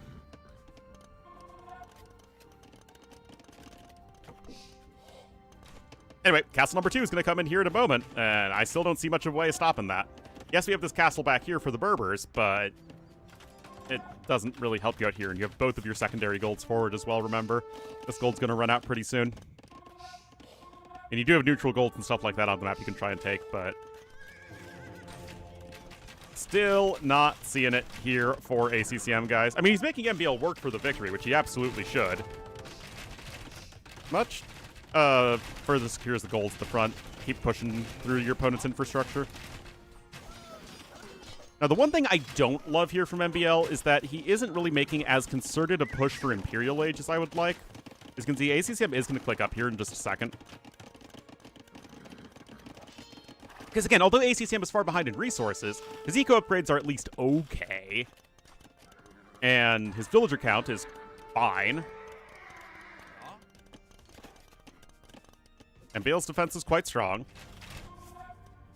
He's going to come in with another castle. I mean, it's going to be 3 castles here in just a second. That is not insignificant. Camel Archer production has begun. Mixing a scout. I've done it before. It's not the dumbest play in the world. I mean, it always is going to depend on the situation, and like oftentimes you just want to have the stronger unit, the knight. But mixing in a light cav just so you can better see what's going on around you doesn't really...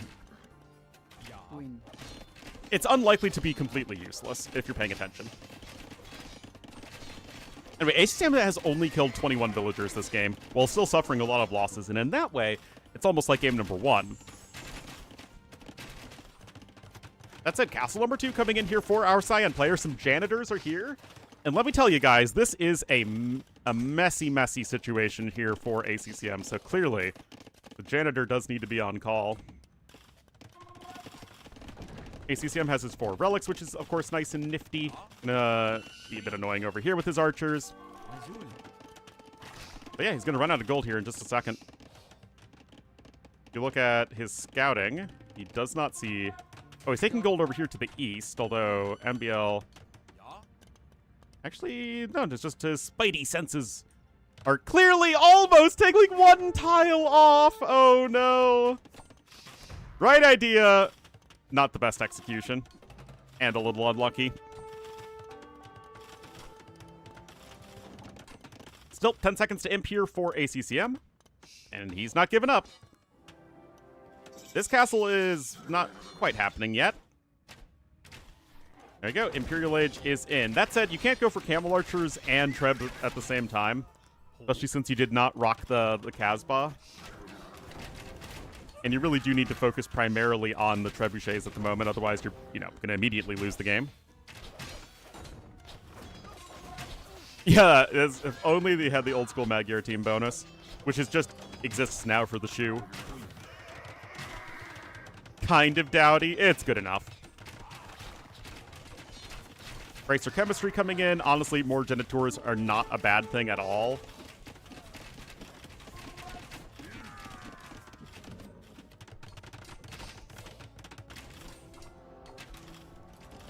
Multiple siege towers coming in. You know you love it.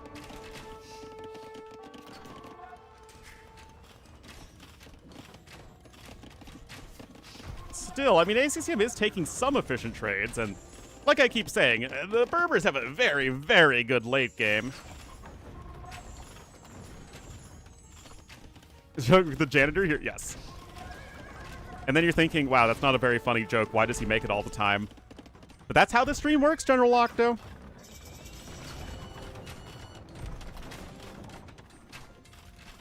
Again, kind of like how the last game, it looked like MbL was losing the whole time despite him playing well.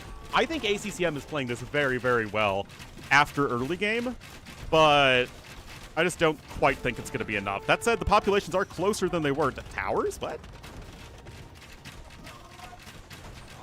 Oh, no, he's making some swordsmen. And without that last armor upgrade, and archers are going to start to do a bit more damage there to the genitors. But you know what? You see this, guys? Super insane eco for Vikings, of course. But they have a really lousy military for the most part.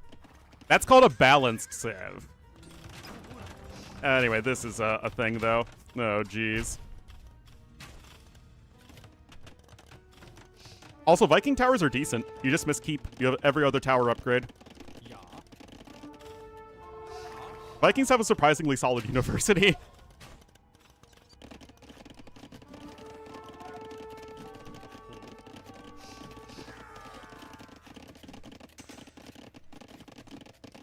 Well, Genitors are here. That's Elite Genitor, by the way. It has the same icon as Elite Camel Archer.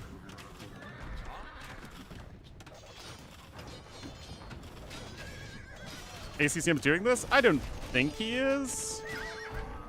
But he's making it interesting, that's for sure.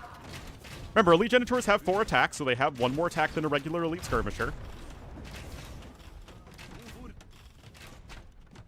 Ring Archer Armor's the big one, of course. And that castle is under very heavy threat, but that castle over there goes down. It's 4 trebs to 4. Rotate those crops, baby. Now, once upon a time, I would say that MbL is a better late game player than ACCM, but I feel like that has kind of switched a little bit. And I feel like ACCM is probably the better late game player than MbL. Although MbL is still very good, of course. But in my mind, Hera and Yo are the only players that I would feel super comfortable going into, not even like super comfortable, but like have a good, strong chance in an even game going into post-imp. This is not an even game. MbL has a big lead. And yet you can see what ACCM is trying to make happen here. That said, that is a huge win for the Vikings player. Gets so many trebuchets. That castle is getting pretty low as well. Camel Archers are missing plenty of upgrades. They don't even have Thumb Ring. Yeah, the score is looking insane for ACCM at the moment. Another castle here from Purple. The Genitor counterattack seems to be doing very little. Got some Light Cav coming in. Man, another very good game with 2 civilizations that are both fun and balanced, which I'm, for once, not using ironically. Anyway, that's 1 treb that's gone down. You need more stone to repair, though. You need more stone. You need more stone. You need more stone! Oh, it's gonna be enough. That's enough. It's enough.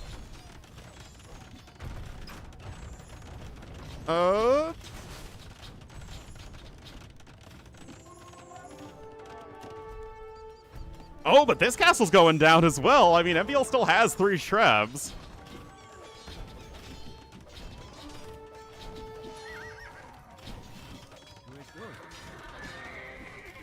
Skirm switch coming in now. The Camel Archer numbers are slowly growing. I mean, we're getting to Camel Archer Hussar slowly. Yeah, and Berbers are like a good balanced civ. They're good but not amazing on most settings. They're a civ that if you like them, like ACCM does, you can use them. But you don't have to use them in really any setting.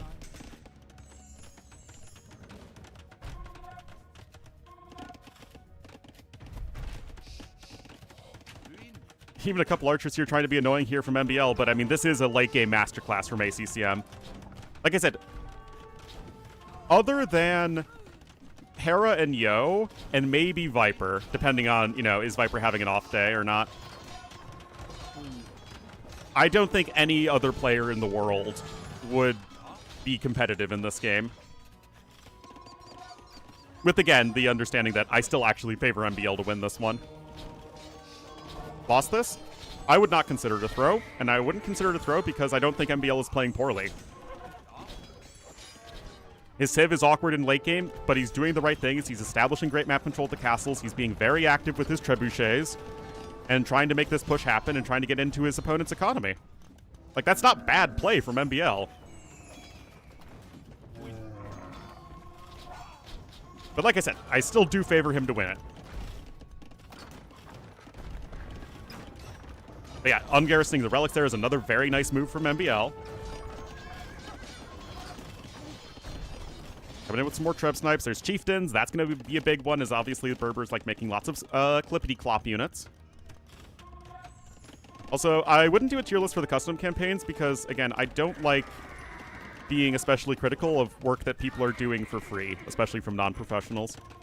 I already didn't love making the custom campaign top 5 video, and that already felt like, I don't know, kind of eh.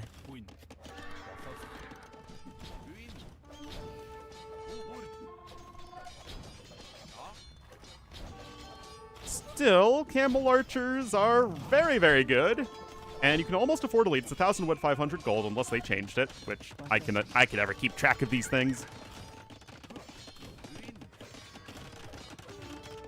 Anyway, yep, there you go.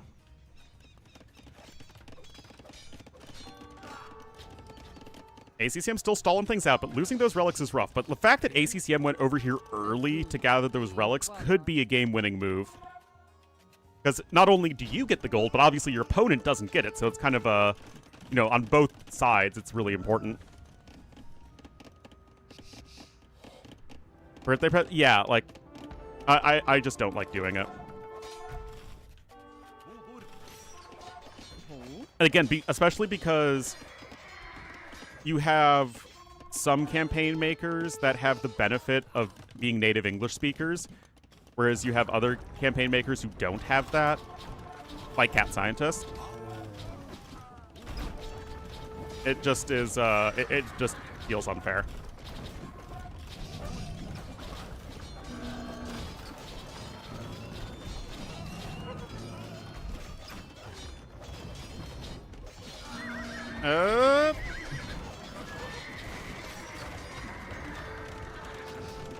Well, castle still stands for now.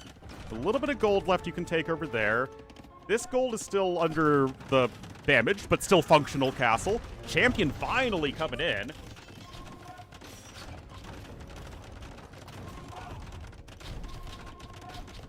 I don't think MbL ever got siege engineers. No, he didn't. Hasn't had the resources for it. Still, look at all this farm disruption that's going on here. This is not a bucolic splendor. These are ravaged farmlands of North Africa.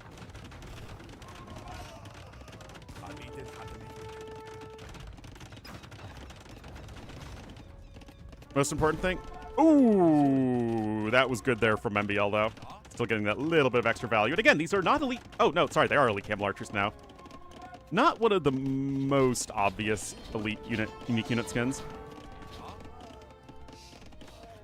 Yeah, so you're only missing the Grebby camels at this point. But no, I actually think that story narrative and storytelling, especially like throughout a campaign, are very important in the overall fan experience. Which is one of the reasons why the Three Kingdoms campaigns are not very fun. And why, indeed, most of the Victors and Vanquishers scenarios aren't super memorable.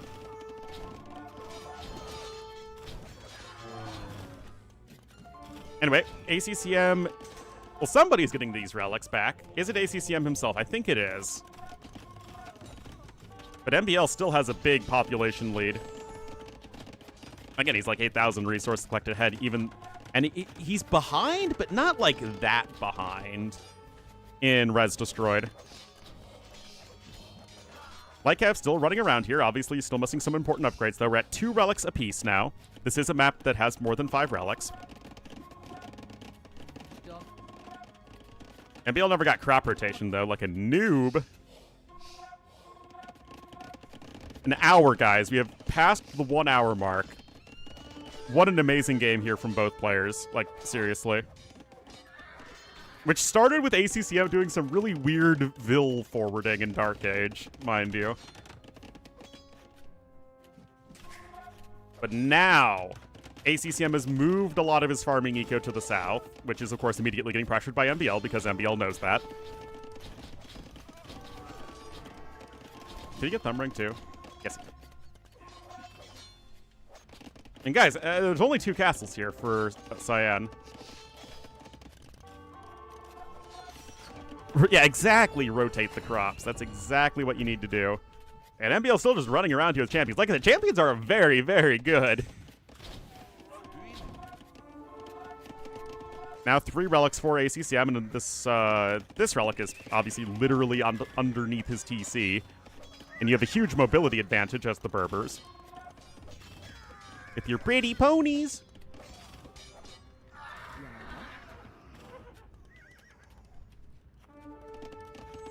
Blast Furnace coming in. Obviously, that's huge for the Light Cav.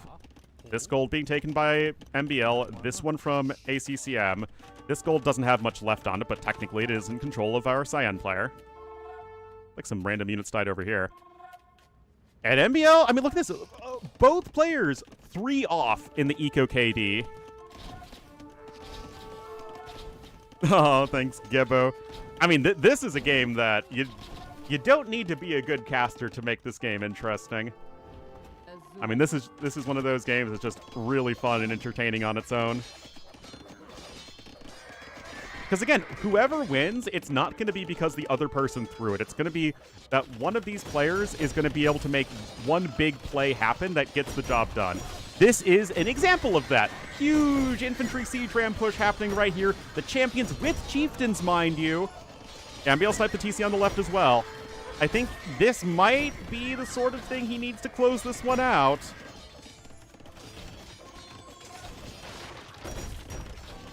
Oh yeah, he does get gold from the chieftains as well. I forgot they added that random effect.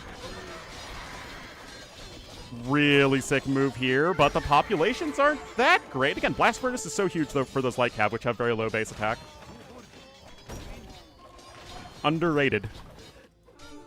But still, just these random freaking units over here getting value, and MbL now plus 20 in the villagers killed.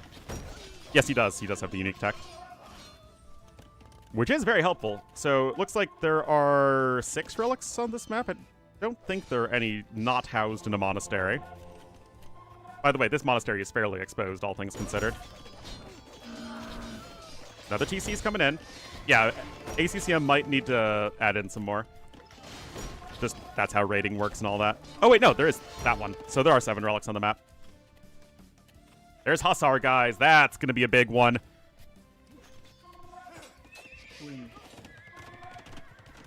I mean, both players at around the century mark in terms of villagers. These are not elite berserks, just making them because you have the castle over here. Now Hussar raids coming in from the side. I don't know. Who do you guys favor at this point? MbL has taken the score lead. And again, Res Destroyed are extremely similar.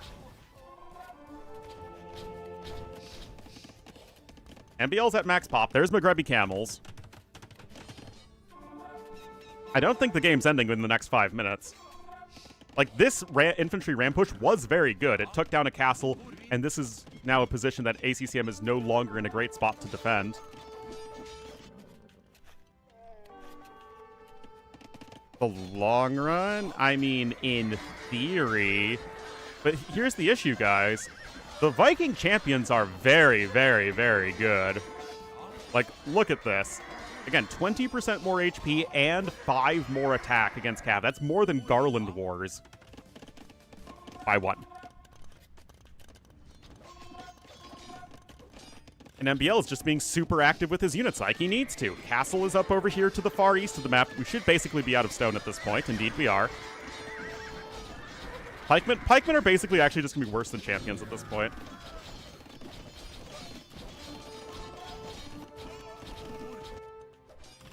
Look at this. Are we going to right-click the TC? You bet we are. Look how fast it's going to go down. And that's, again, not easily replaced. 5 relics, though, in here for our Cyan player, ACCM. And although you do get some gold from chieftains, it's not going to be quite as good. And of course, the advantage with Berbers is that you can keep the Camel Archers alive. The Camel Archers are probably like the easiest unit in all of AoE to keep alive. They're fast, ranged, and have HP regeneration. Eaten soon. Indeed it is. Very nice recognition again there from MbL. But the Camel Archers here, there are 32 of them to 50 champions.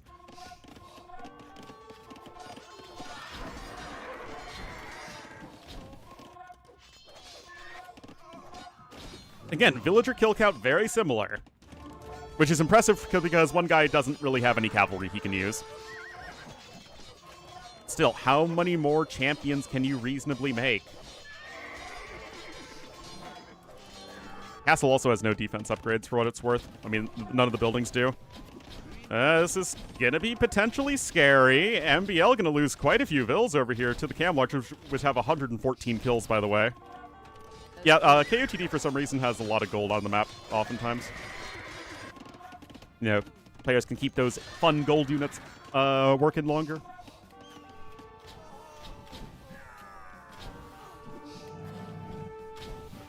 And look at this.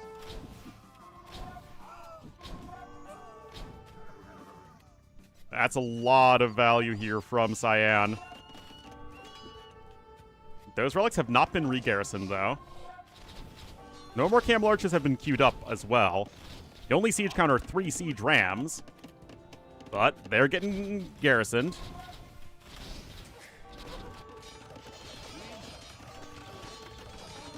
More raids here. You are on 3 TCs, as each player, actually. There we go. Hoardings is coming in, but is it going to be too late?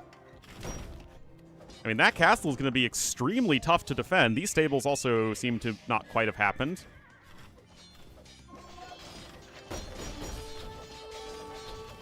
I mean, you can try and repair, but with the champions also going to town here, I don't think this castle is just going to be able to stay alive. Oh, wait, the siege ram wasn't attacking. Only 2 of them were attacking.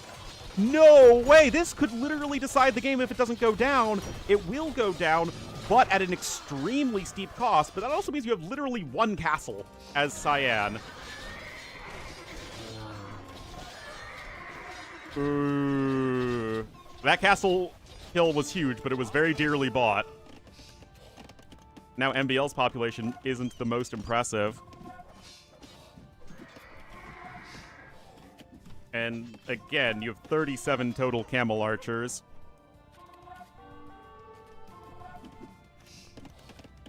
This gold should be gone very soon. Yeah, 300 gold left over here, 187 over there, which means that you just have this gold left, which obviously isn't very much. And it's really going to come down to the relics, plus chieftains. Also, you have guilds as the Berbers, but ACCM has not researched that yet. Vikings do not have guilds.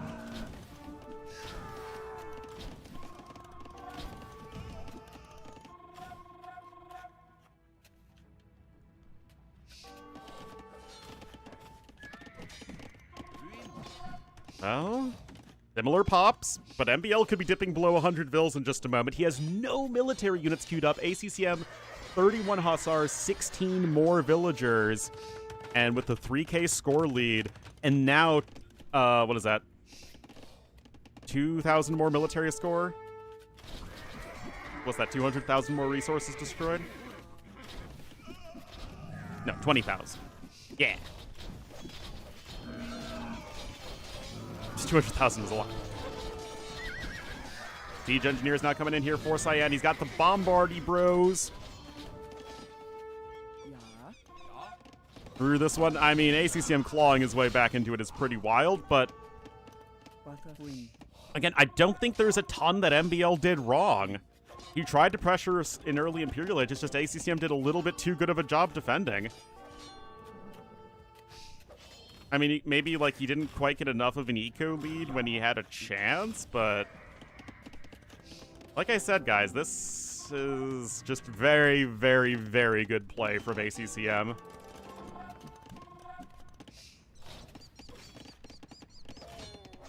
And again, like, it is seriously about as close as you could ask for, but yes, it does now, at this point, look like there shouldn't really be a whole lot that can stop ACCM. Prepping castles? Yeah, you could argue maybe that was the one big issue. He was making a lot more army, so he was like, what, 2 minutes slower to Imperial Age?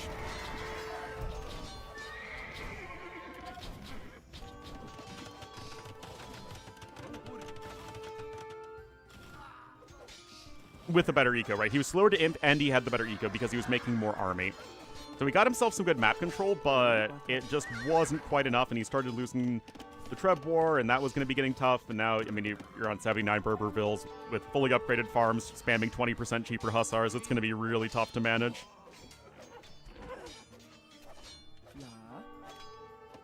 MbL's pop going to drop below 100 here in just a moment. There really is nothing left for him in this one.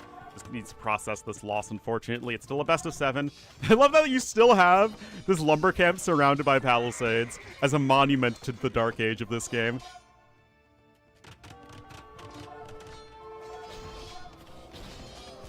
That's pretty great.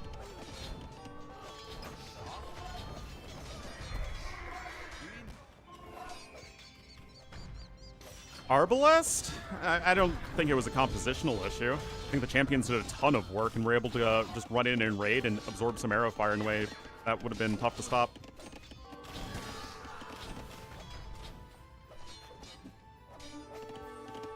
And it was tough to stop.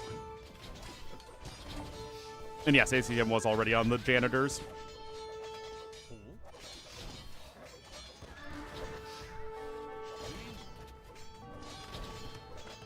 There we go. Below 100 pop.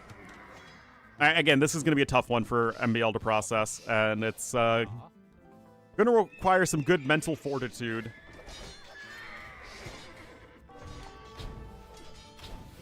Because MbL is still very much good enough to win this series. It's just, I mean, like I said, given ACCM's position, he is one of 3 or 4 players that could win that game, in my opinion.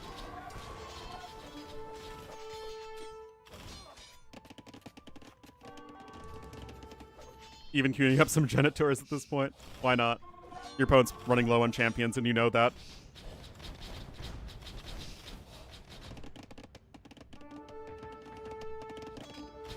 Might be complicated, and you also should be glad because ACCM is winning. Because if you're not an ACCM fan, like, what are you even doing? I mean, I'm obviously I know both these players very well, and I want to see them both succeed. And it's just unfortunate they had to meet this early on in the tournament.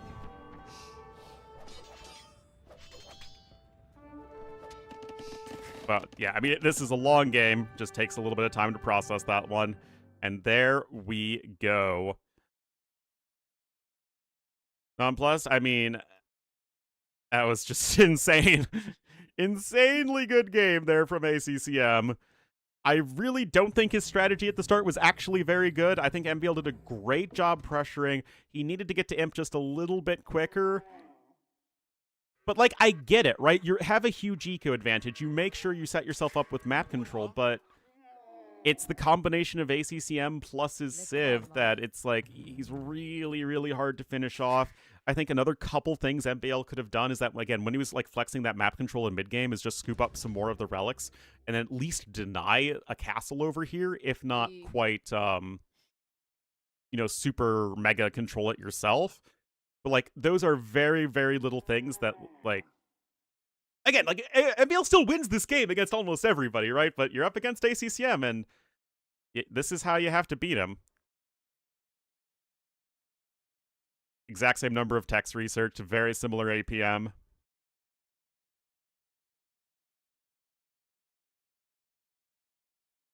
Exactly, yeah.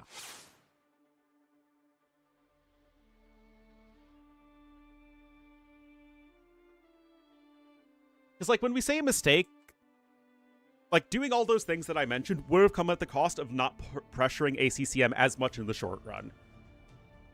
Which, again, isn't necessarily, like, all those things are made, they're decisions that can be made that have ups and downs. I think they were the necessary decisions to make if you wanted that win. But, like, if those were always the correct decisions that MbL just didn't understand them, that would be a throw, considering that MbL was in such a good spot.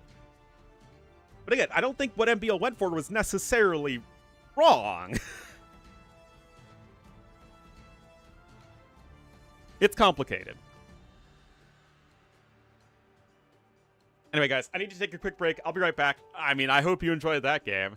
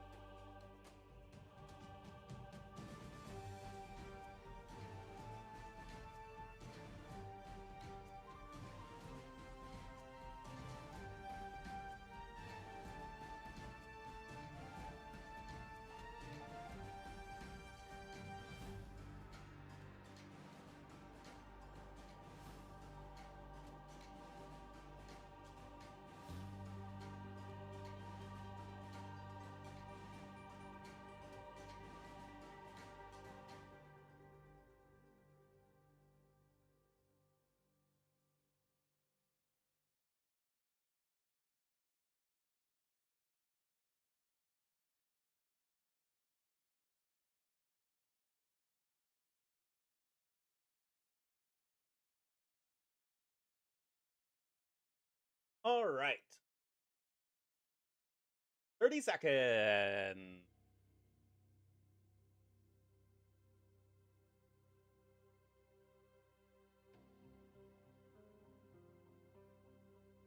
It is a best of 7, remember.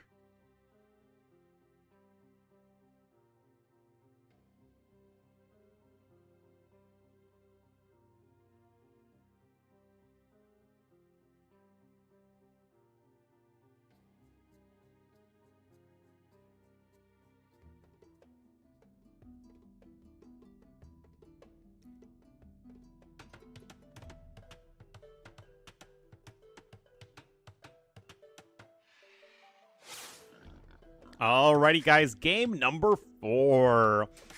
We are here with ACCM in the cyan as the woo to the west of the map, and to the southeast in the purple as the Malians. It will be MbL.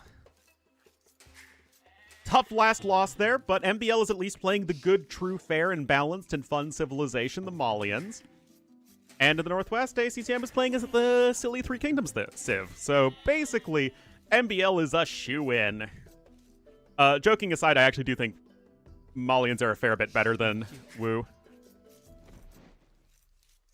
Your line class just got shattered. Lol.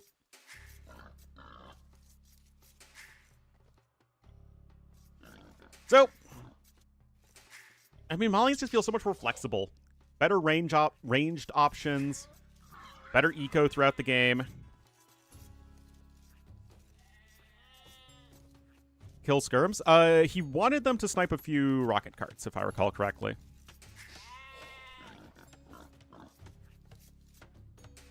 And they were just this cheap, the cheapest unit that is decent at sniping the siege weapons. But yeah, I mean, Wu are still very good early on, but so are Malians.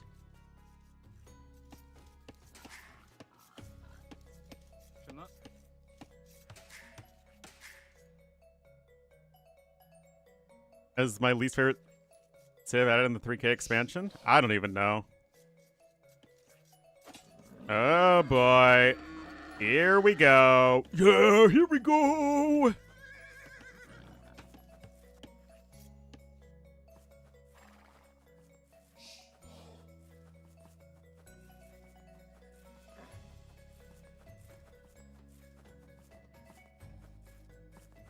Yep, it's the Master Boar Lamer. Mem loves this. For some reason. MbL's already getting his other boar right there. So, okay, well, MbL, you just screwed that up.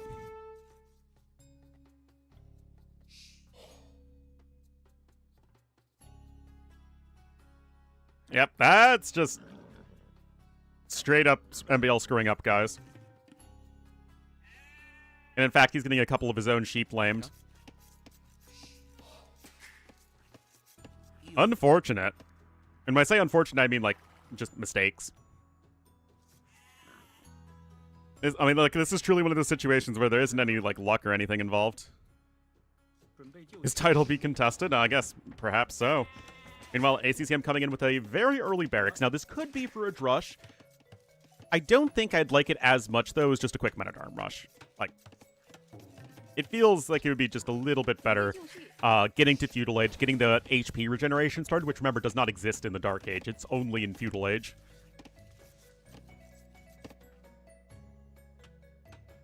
He's bad. He's not bad. He just screwed it up.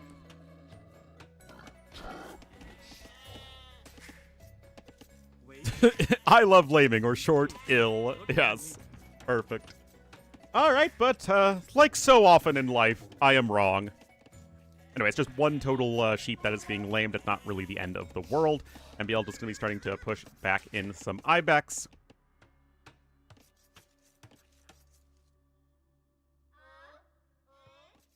Civ added in a while. Oh, I love Jurchens, man. Like, Jurchens are genuinely, like, one of my favorite civs. I think they're super fun. They feel very unique. It's like having that step gunpowder defensive hybrid civ feels very unique.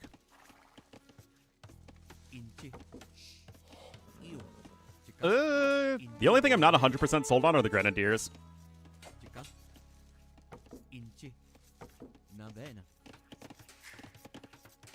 A new civ?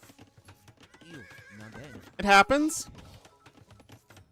It happens. Thanks, Full Metal Zim. I wanna see Peter's Rection. Well, new militia rush is incoming. I don't know what that was, MB. I mean, personally, I just think that Grenadiers would be much easier to balance if they just had an elite upgrade, but I'm, again, 98% sure that the reason that none of the new civs have more than one elite unique unit skin is that they're too expensive to add to the game or something. Again, like, not wanting to... World's Edge not wanting to include new artwork, or Forgotten Empires saying it's not worth the budget constraints that they have. Whatever combination of that, I'm like, again, 99% sure that is the reason.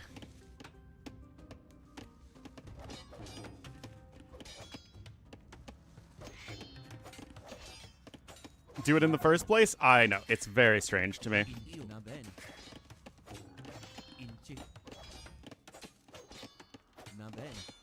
Yeah, but you'd have to make 2 unique skins, right?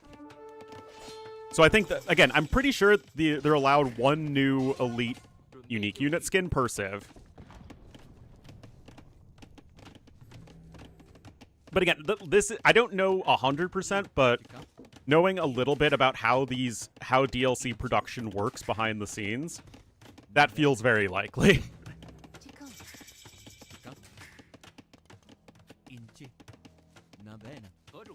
Age of Empires lacks a lot of cohesive direction. Production, I guess development is the more correct term. Right, Men-at-Arms and Double Badax coming in. Reasonable start here for ACCM, of course. I literally say that as he loses his scout. Like a goofball, but yeah, 2 Militia Drush into 4 Men-at-Arms. We see this a ton. And now you're denying your opponent a food income. Very, very good. MbL just opening archers, but he got 6 vills on gold? What? Why on earth does he have 6 vills on gold? As Malians? Huh? The Mansa Musa build order? Yeah, seriously.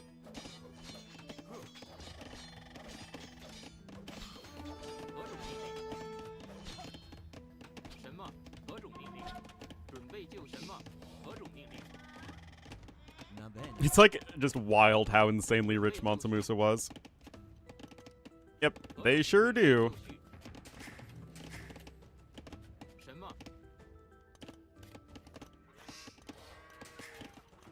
Tunneling, my understanding is that World's Edge changes their mind constantly in terms of what they want, in the direction they want to take the series.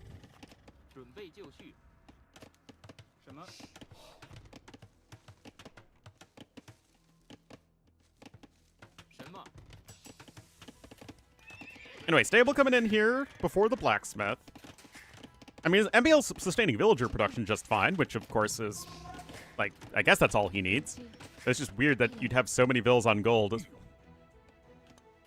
You only need 4 to sustain archer production.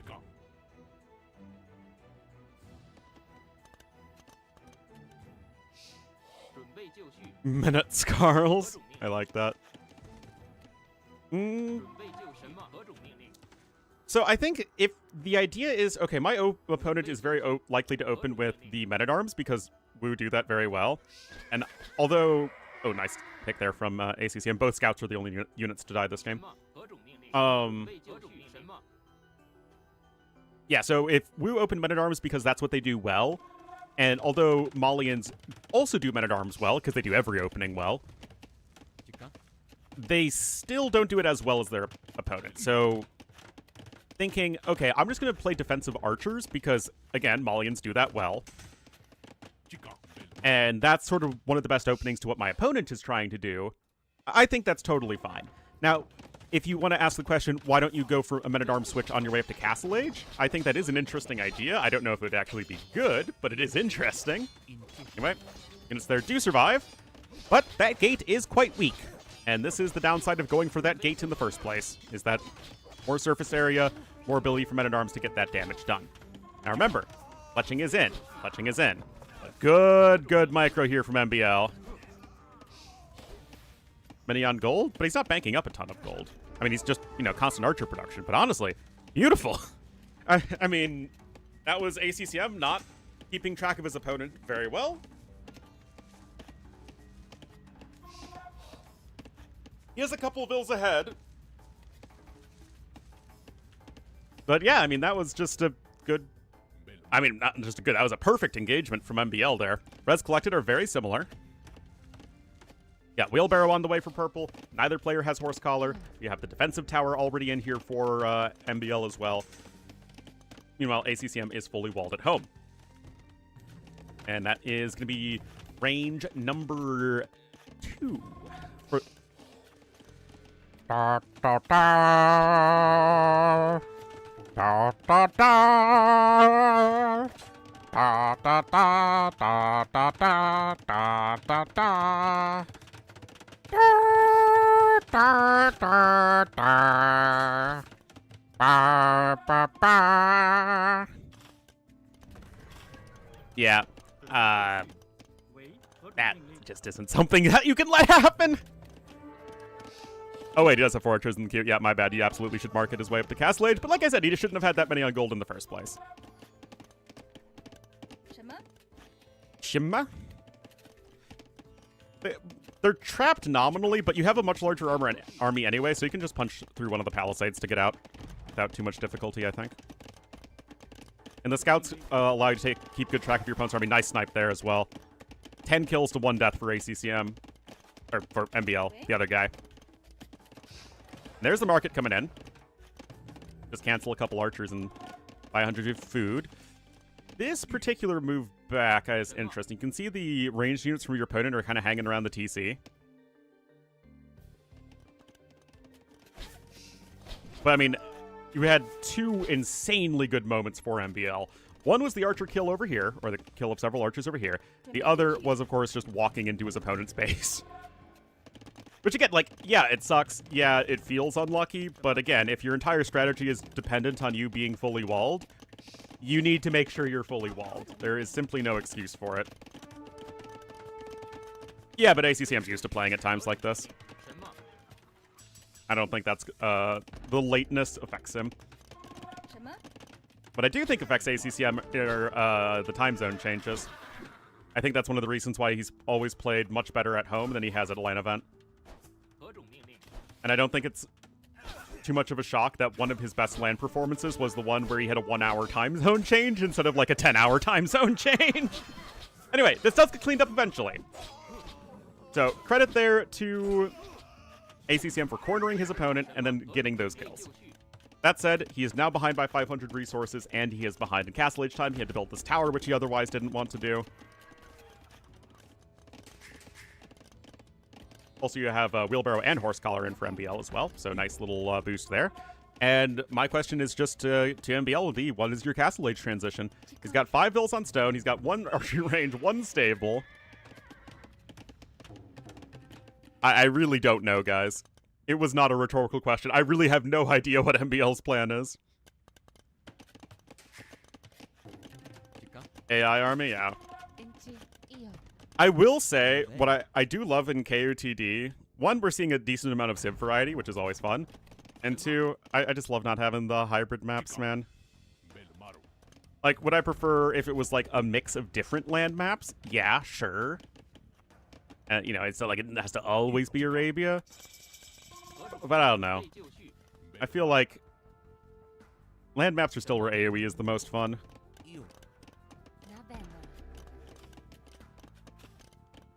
Anyway, leather bow cross? No, that just doesn't. That sounds all sorts of wrong. Anyway, second TC coming in. You still have a lot of flexibility with the Malians.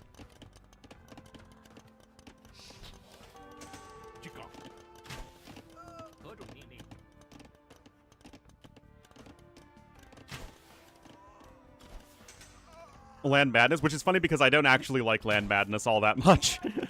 Like, Land Madness, the map itself.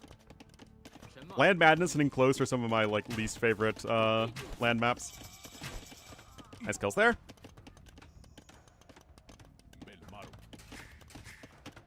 Anyway, Bodcrosaw. University. Remember, of course, Malians have Thumb Ring and the faster researching university tax. All right. Clearly he wants Gebettos. Then why is he getting the university for ballistics? They're so good. I think they're okay, but I still feel like rocky terrain creates like these unnecessary dynamics where you're forced to do certain things. It makes maps forced to be played out a certain way and kind of removes a lot of the like random map aspect of it.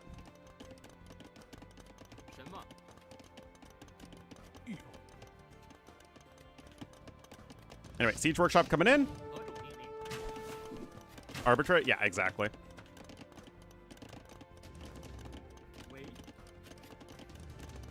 Make military for change? But as you can see here, players are forced to make military without rocky terrain.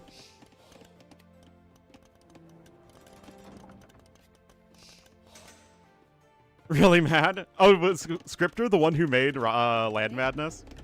It wasn't even rocky terrain, it was just ice. Originally. Yes, Enclosed was made for Empire Wars. Land Madness well predates DE, much less Empire Wars. Anyway, MbL is going to get cornered here, but he's got some Kapinga Flingers on the way. Third TC as well.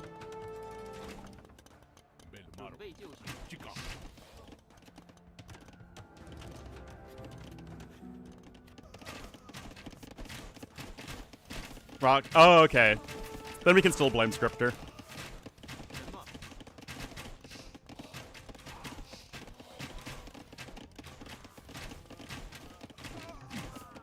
Nice cleanup there for ACCM. Again, taking the good fight he needs to. And in the last game, ACCM had a big early lead and wasn't able to...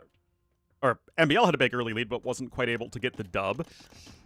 Let's see if he can close it out better this time. I mean, again, he still has a big advantage, but that was a great cleanup there. Monastery on its way.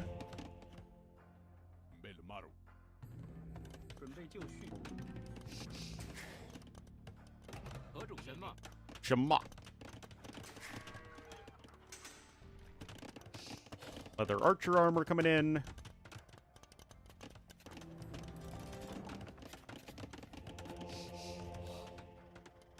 And so at least these crossbowmen are going to be fully upgraded as you can get them with the Wu. No Chien Swordsman. That unit was nerfed to oblivion. Which again is fine by me because I really don't like the unit. But it certainly hurts Wu. It hurts them where they're at their best, right? Which was early Castle Age.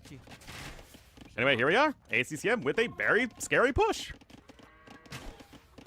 I mean, that's how I play ladder. And hello, Mappy. I had a rough day yesterday, but honestly, I know it's going to sound super lame, but like watching good AoE is such a good way to improve my mood. No matter how good the stream goes, like mathematically for me.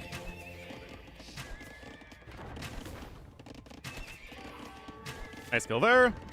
Again, like this is a very scary push still. MbL's way ahead in resources, but obviously this castle can only cover so much. It's a good castle location. It still covers the front of your base and a couple golds, but obviously doesn't cover everything. Mango, yep. That would be nice. 2 mangonels per player. Gathering efforts, unfortunately not. But I'm not really doing any job applications for the rest of the year because, yeah. It's the holidays. Yeah, I mean, I had a great Sunday. Bears won, Ravens won, Steelers lost. Or Steelers won. I wish they lost.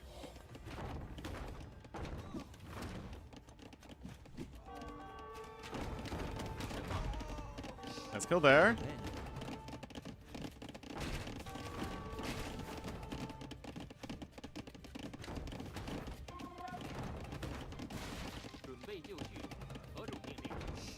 Oh, you saw that. You knew that was going to be huge.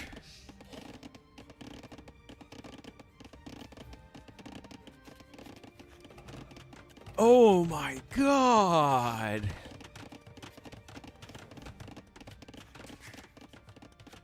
I mean, right as the mangonel was about to fire, you're like, that's going to be a big hit. And it obviously was. Oh my god. 4th TC now for MbL.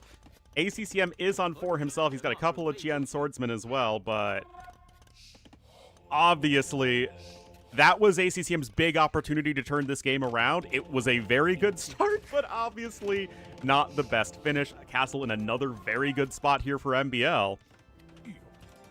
And when I saw this matchup, I'm like, this could very easily go 7 games, and honestly, we are on that track at this point, as both players really delivering some powerful knockout blows to each other. Yeah, the second one probably shouldn't have happened. The first one, yes.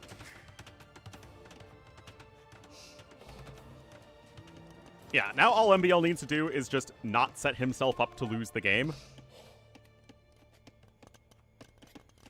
Now, when it comes to, like, who's better late game, Malians or Wu? Like, Malians are not a post-imp powerhouse by any stretch. Oh my god. No, no, no, no, no, no, no, no, no. What? I mean, I guess it was still technically a 2-for-1 in favor of ACCM, but I thought that would be way worse. But I feel like I will just... Even if it's, like, just pure bias or hatred, I will never favor any of the 3K civs in the late game. Except maybe against, like, the American civs in, like, a low gold situation. Yeah, this is still basically all +1 for our Cyan player. That shot whiffs. Skirms are getting some good damage in. That one's a lot better of a hit. Again, gonna get converted at this rate. Nope. MbL clicks up, though. ACCM's not really that close to clicking up yet.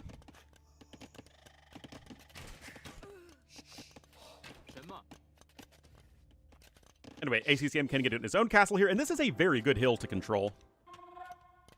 For sure. And to be honest, I'm not even sure what MbL's comp is going to be here. I guess, I mean, in theory, Malians almost always want a composition of Gebetto plus Meat Shield. And then that Meat Shield is, you know, some kind of cavalry or infantry for the most part.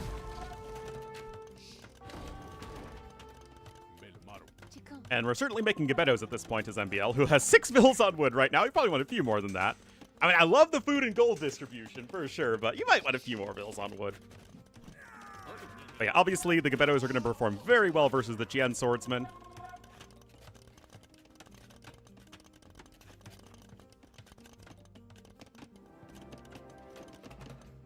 But, like, what do Wu even make that's halfway decent?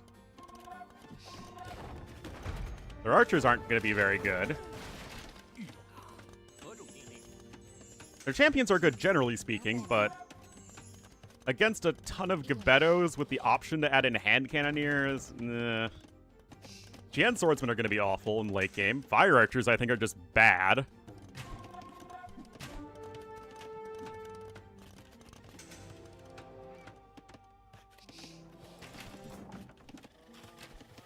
Not too sure here.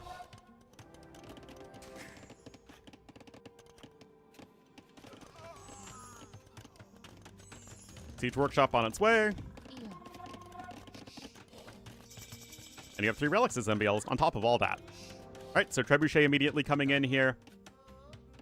But yes, I do think that MbL recognized that, okay, we can't be too far behind in Imperial Age time, even if things are otherwise going very well. And that is exactly what he is not letting happen here. And the super quick chemistry as well.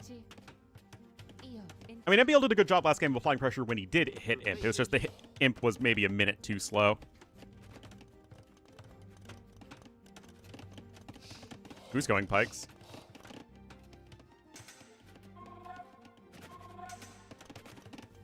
All right, Bombard on its way.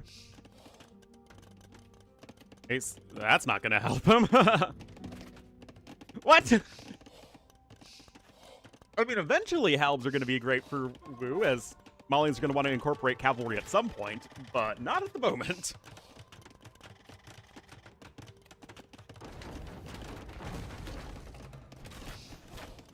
Well, it's still basically just going to be a one-for-one trade. You do need to be a bit careful. You don't want to have your trebs be exposed. And now MbL going to be the one who switches into the swordsman. Again, Gebetto plus champion sounds weird because it's like, okay, you're just spamming 2 infantry units, but they actually complement each other pretty well. Gebettos deal a ton of damage, and the Malian champions are quite tanky, so the units really don't have a ton of overlap in terms of role. Whereas that's not the case for most infantry unique units or infantry civs, right? Like, obviously, Samurai, Woad Raiders, Berserks, all have a ton of overlap. Huskarls are the same, right? Huskarls don't really have a ton of overlap with champions. And you can and do make them together quite often. But yeah, like, that's what I was saying, though. It's like meat shield. It's Gebetto plus meat shield, and in this particular matchup, I think the Champ Skarl is certainly the best meat shield option.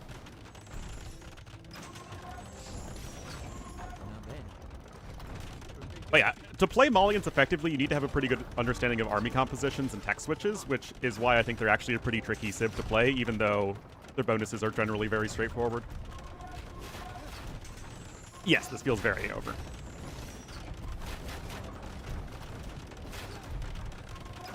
Anyway, the newly nerfed traction trebs with their 0.57 movement speed, they are now officially the slowest unit in AoE 2. It's a very tricky transition. Oh, good bombard cannon hits there from MbL too. Yeah, I just don't think you can keep this thing alive. I mean, beautiful, beautiful here. Yeah, MbL absolutely should be regaining some confidence. This was a fantastic, fantastic play from him. It all started with the archer trap in early feudal age. Went for the counterattack. That got a lot of damage done, even if he did lost his army, and then he got the defense at home. Just set himself up for victory, and then it was absolutely perfect army composition switch, which again is like, it's not easy with Malians to figure out your exact army composition.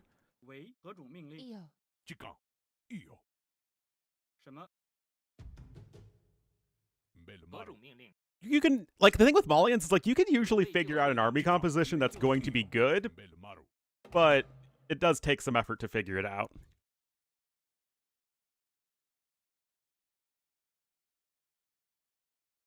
Yeah, very good series so far. Both players looking like they are top 8 players. Unfortunately, obviously, only one of them can advance. Yeah, MbL, way more food and gold. Really good eco balance, honestly, throughout all of mid-game. Like, not having too many vills on wood, allowing him to get a good imp time despite making a lot of food units.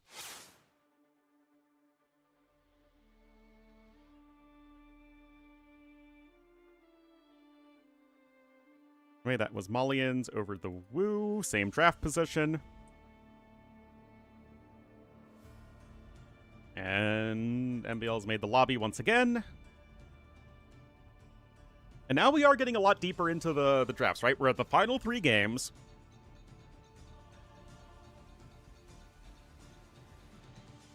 I think for ACCM, Chinese, Persians, Georgians are all a lot better than Burgundians. I think Lithuanians might even be a little bit underrated, especially because, again, the maps can and very often do have more than 5 relics. Like, I'd still say Persians and Lithuanians is a bit of a toss-up, but I think Persians are going to be more consistent, which is probably what, you know, anyone would gravitate towards in a tournament setting. MbL is, I think, a little bit more of an open question on his 3rd civ. Like, if we just go based off of my tier list, which is, of course, completely perfect, it would be Chinese, obvious, then Shu, then Gurjaras. But are Japanese and Franks really that bad? And Gurjaras are still kind of a tricky civ. And of course, where exactly you want to play Chinese is going to be a very important question because they are the best Civ out of all of these.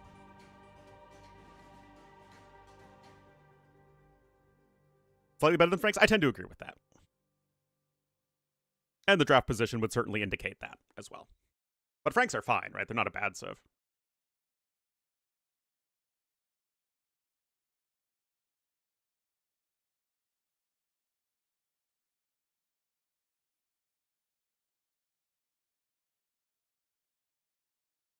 So again, it's just going to be that question of what do we think these guys are going to go for?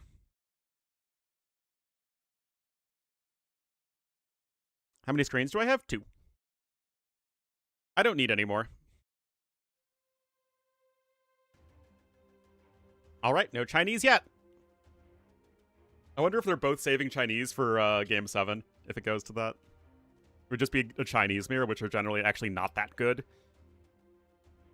You'd think that such a versatile Civ like Chinese would actually have a pretty good mirror matchup, but unfortunately it's just always super passive.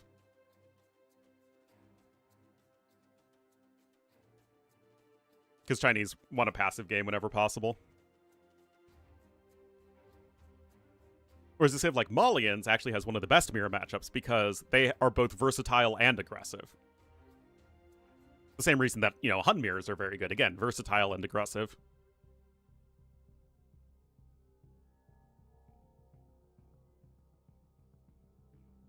One minute. Anti-streamlined? Yeah.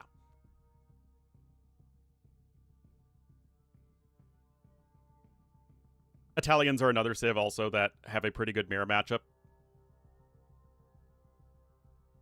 Saw a Sito video? I did not. I have had very little time for consuming other AoE content. What does Sito have to say?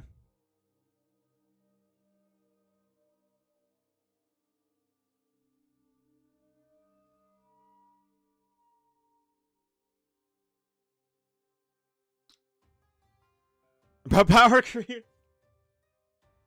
They all learn eventually.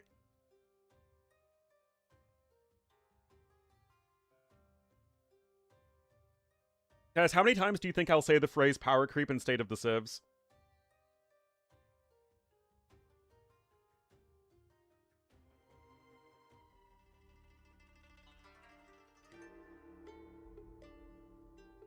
How many Civs are there? 50, soon to be 53. Whoops, just keeping the colors consistent. 49 times. Yeah. All right, guys, here we are. Game number 5. We are all tied up at 2-2. Really, really good series. In other forms, yes. Better towers? I don't think there is one correct answer there. All right, guys. Georgians here for ACCM in the cyan to the west of the map. And to the southeast in the purple. As the Japanese, it will be MbL. Again, just two very, very evenly matched players on a pure Arabia setting. Both very much looking like top 10 players. And again, it's just really unfortunate that they've met this early. Probably MbL maybe was being slightly underseeded.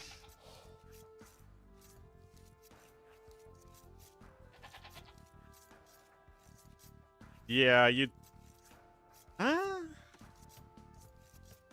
yeah, this top 16 is pretty good. I mean, like, personally, I would take MbL on a pure Arabia over Dark and Lucho. Like, very clearly. And, you know, it can kind of depend for people like Barles, Nikov, Sito.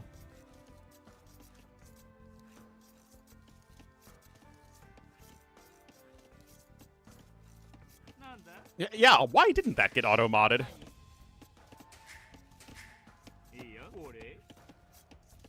Or 3 on Arabia? Like, again, I totally agree, but it's going to come down to, like, seeding and stuff like that. You took the risk. You're not American. As a pejorative term, it mostly has its traces in America because, you know, internment camps and all that.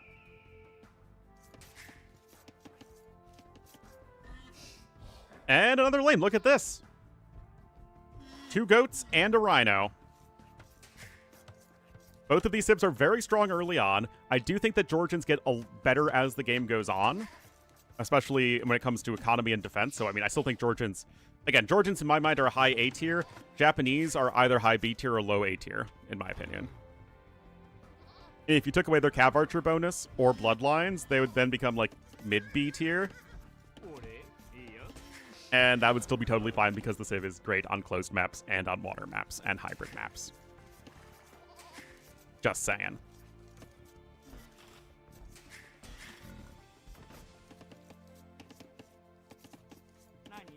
Nani?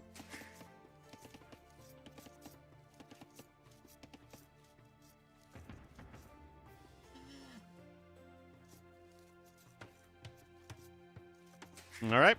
Barracks coming in nice and early for MbL. Yeah, we do associate Japanese with a Men-at-Arm rush because, well, Japanese Men-at-Arms are the best unit in AoE 2. That said, their rush is also very good, just because of that early discount on your drop-off sites. So if you wanted to go for the 2 militia into 4 Men-at-Arms build, you know, the build, as they say. Ooh, this is like the second time this has happened. Was trying to go for the second lumber camp. And that's actually something MbL just did with Malians that I really, really liked. I don't think I mentioned it, but MbL went double lumber camp with Malians when you're not able to do that with most Civs because they don't have so many early wood savings. But Malians can do it, and obviously Japanese can do it. Did the build. I'm glad you guys are catching on to the build. Anyway, it isn't actually going to be the build. It's actually just going to be for a fast Men-at-Arm rush.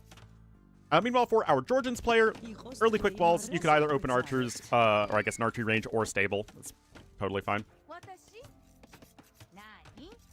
Like, da bears. Da bears. Bears-Packers next week is going to be wild. I would not be wanting to drive down to Chicago. How much are tickets?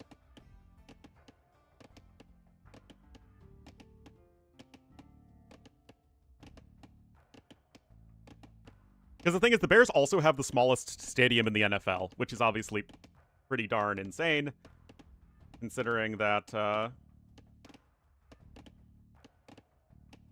you know, it's the 3rd biggest city. Okay, let's see what Ticketmaster says. Oh, boy. 400 a ticket. Well, it's going to be 400 plus fees, 450, yeah. Getting closer to 500. So yeah, with fees, it's going to be $550, $600. Oh no, this includes fees. Okay, so probably around 500. It's wild. Wait a minute. He literally made 1 militia. Wild. I mean, if I was rich, I'd go to it, because it would be super exciting, but I'm not.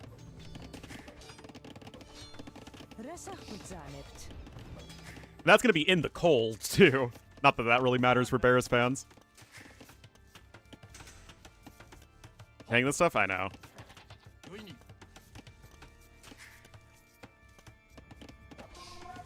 And it's just the unfortunate thing with American football is that you only have 17 games in the season. And that plus American football's popularity across the country is just going to make ticket prices extremely high for the games.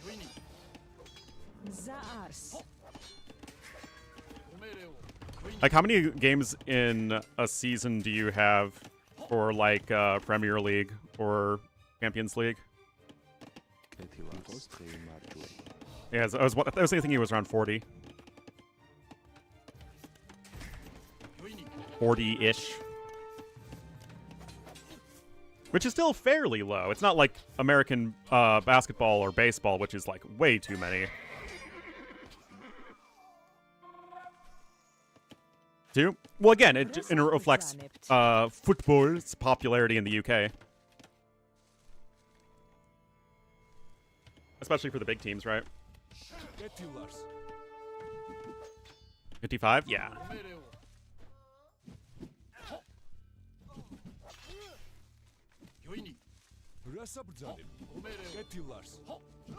Same premise. But at least what I appreciate again about the big European football clubs is that you still have to play all your players, right? Each individual game does matter a lot. You have because of relegation and all that. Whereas like with basketball and baseball, it's like there's so many games that you just rest your starters half the time, which is just really lame.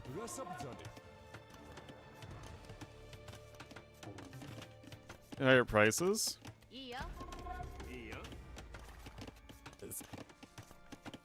Saying a sports league is better than another sports league when it literally comes down to personal preference is bizarre.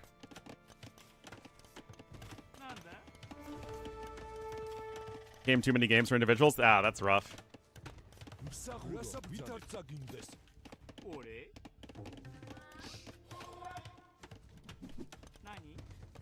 But people having stupid takes about sports is kind of like a global pastime, so that checks out. Anyway, obviously, nice early cleanup from ACCM onto the very low investment pressure from MbL. Res collected slightly in favor of MbL anyway, so I mean it's all even.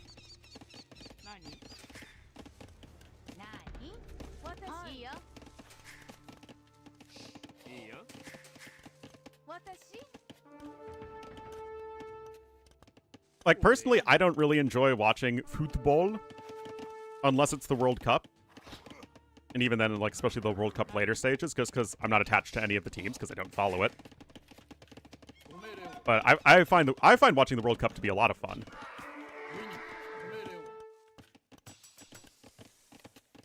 And it's fun to cheer for America. This is a best of 7.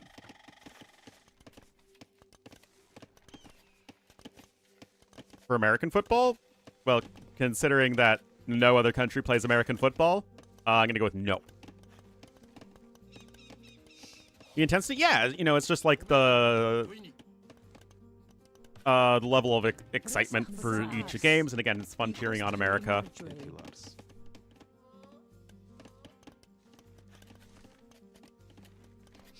Armored rugby, basically.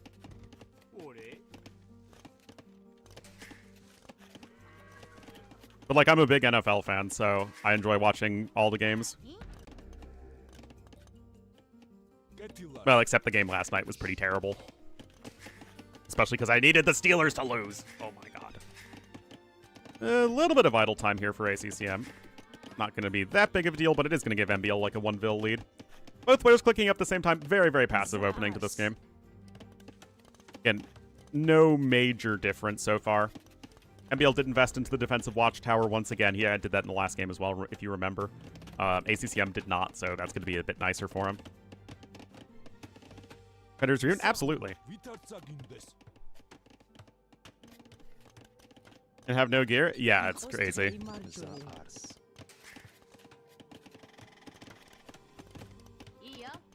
Yeah, rugby's wild.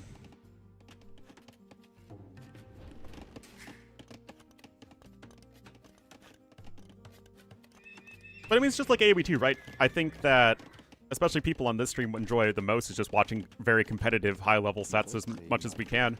Which is why I think we're all having a good time watching this set.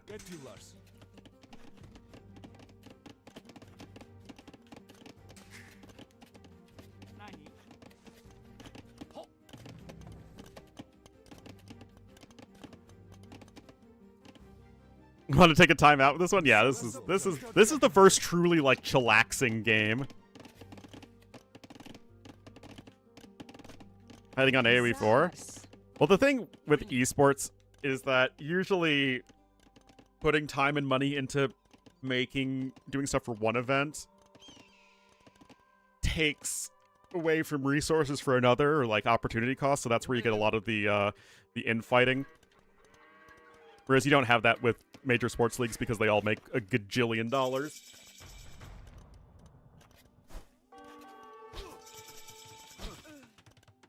Oh, nice snag there from MbL. First villager kill of the game. Meanwhile, Castlage comes in for ACCM. He's able to immediately add TC number 2. Meanwhile, MbL will be going Cav Archers, and they're both going Cav Archers. Oh boy. 2 civs that shouldn't be Cav Archer civs.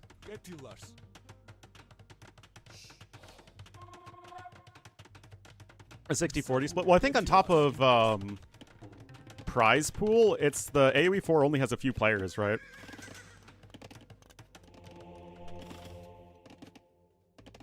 Yeah. Skirm War or CA War? Any combination of skirms and Cav Archers for civs that I feel like they should be doing other things is much less exciting. Anyway, we do have the fortified church over here. And although MbL is doing a very nice job of making his eco very efficient, actually, thus far, he's still going to run into the issue that over the course of the game, it still should be much better for Georgians.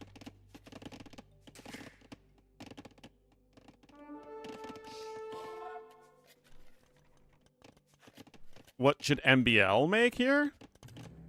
If I see how safe and cozy my opponent's setting up, and the fact that MbL has a lot of space with which to work, I'm just adding TCs and monks and scorpions.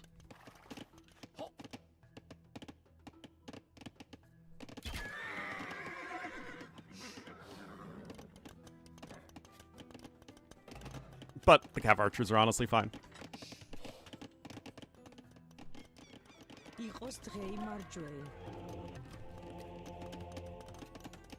Also a boomer, yeah. Like, again, objectively, this is not bad. It's, in fact, good for both players.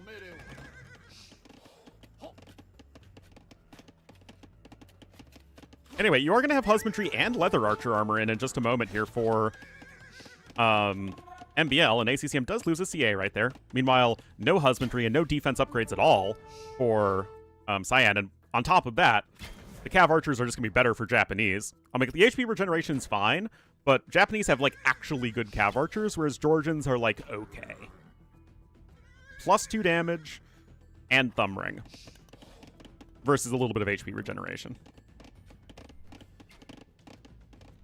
Seems kind of nice this time of year. Yeah, seriously. Well, he went for the defensive watchtower, remember? So that does make things a little bit trickier. And I didn't realize he didn't have a market. So yeah, he has to do something at least a little bit more aggressive. And in that case, sure, go for CA. But ACCM should be getting set up better here in the long run.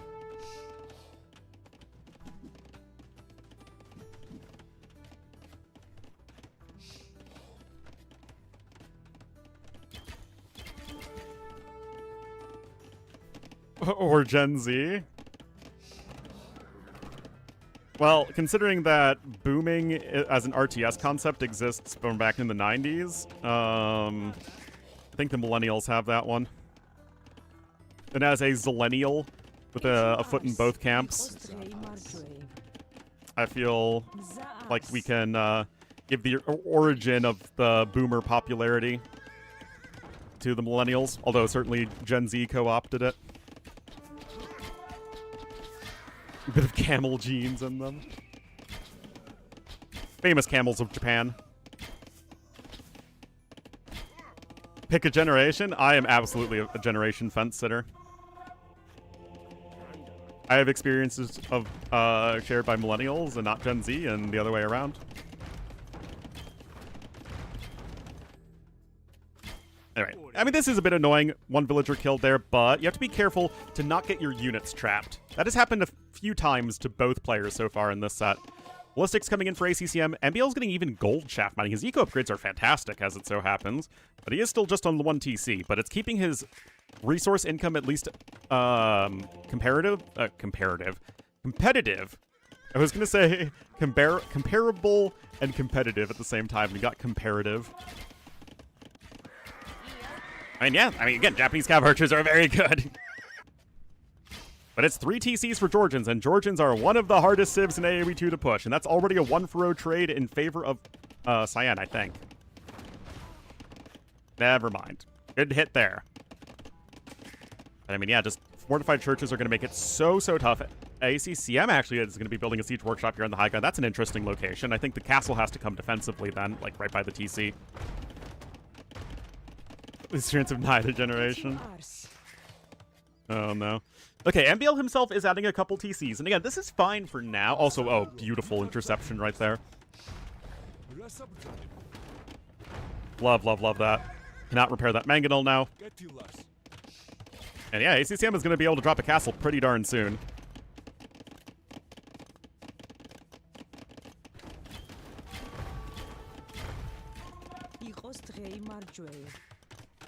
More TCs are coming in. MbL's woodlines are really bad this game, by the way.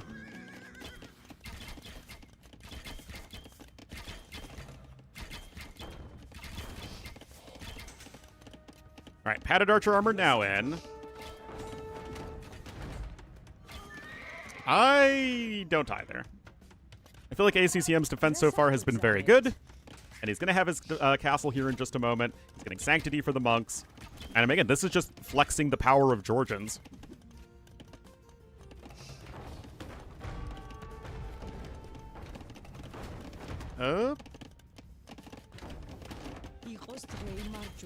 But seriously, like, get this castle down right now. Also, being able to make some Monospas would be quite helpful. Okay, the castle's also coming up on the high ground. This is an interesting decision. It's one of those decisions that's neither good nor bad. It's just like, okay, this castle is much safer to go up, but it still doesn't protect the front of your base like a castle over here would. And that's a great hit for MbL.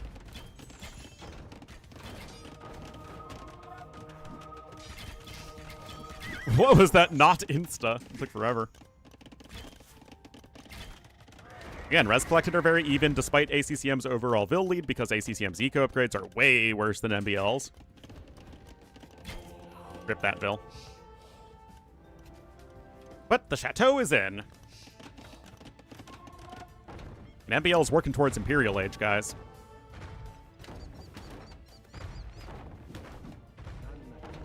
Gets the monk there. Monospa production has started, but they have very bad upgrades. And ACCM's lack of eco upgrades is actually a huge issue for them at the moment. Rest destroyed should be nicely in favor of MbL, and it is. I mean, heck, ACCM's not even that far away from castle number 2. But yeah, lacking, I think, the resources that you need, and MbL's getting closer and closer to him. He's got his buildings, just needs a little bit more food.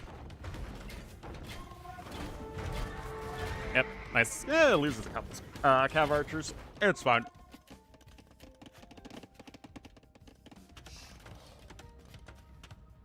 MbL can click up. There we go. Now, the one thing MbL is going to be lacking at the moment is stone. So he can't drop a forward castle here that he would obviously very much want to. Meanwhile, ACCM is slowly getting some Monospa upgrades. Now, I still do like MbL's position much more, but it's certainly not over yet, especially with a 20 villager lead at the moment. Although, again, lacking eco upgrades.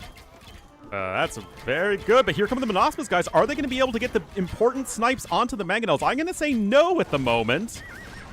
Got 2, but again, the last one at least? Yeah, okay, that was very close, but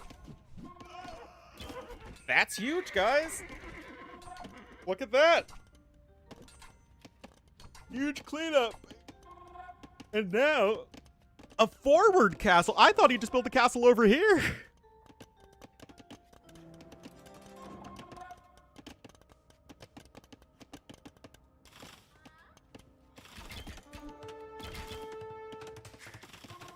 The first 4 games? The first couple games were, like, pretty one-sided, but the last 2 games were very good, and so is this one.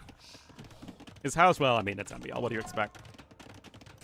Again, this is not the play I think a lot of players would go for. Like, Harrow and Viper both would absolutely build the castle right there.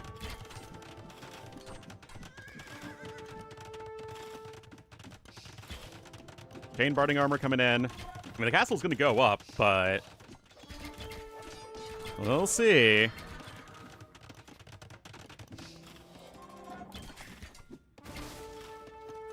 Another snipe there. Manaspa are both fun and balanced. And this is tricky, guys, because look at this. Gold is actually a big issue right now for MbL. He's got Bracer on the way, but it's not like he can get any of his other upgrades at the moment. Be able to squeeze out Chemistry, but that's still going to take a lot of time to come in, and your opponent has both Manaspas and Skirmishers at the moment. Uh-oh. And of course, the winner of this game does go up to match point. Good Mangonel hit there for MbL. We've seen that before. But he's hit enough. Oh, MbL doesn't even have ballistics. What is he doing? He's got 15 bills queued up. Okay, there's Chemistry, but now his eco is a disaster. And this imp went from looking like, oh, that could be a great game-winning play to, uh-oh. Oh, geez. This is so much better for ACCM now, guys. Still have some Manaspa running around, 102 to 79 bills, despite having absolutely awful eco upgrades for ACCM. Would absolutely prefer to see him get some of those. Does he have any of the mining upgrades either? Nope! Yeah, this is unraveling all quite quickly. You can see the Vil kill count climbing now for our Cyan player.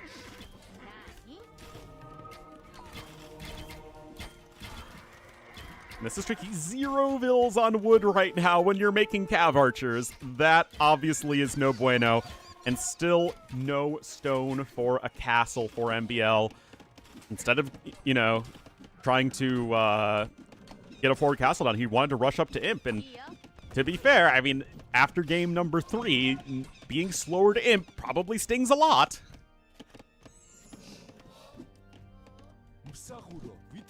But at this point, Imp is simply not going to be giving you enough. Even with +4 attack now on the CA, this is a very tricky situation. That said, it's still only 3 TCs. The eco upgrades being so bad also helps a ton. Defensive tower coming in. But yeah, just no Treb potential feels really rough. Also no ballistics again is like, jeez.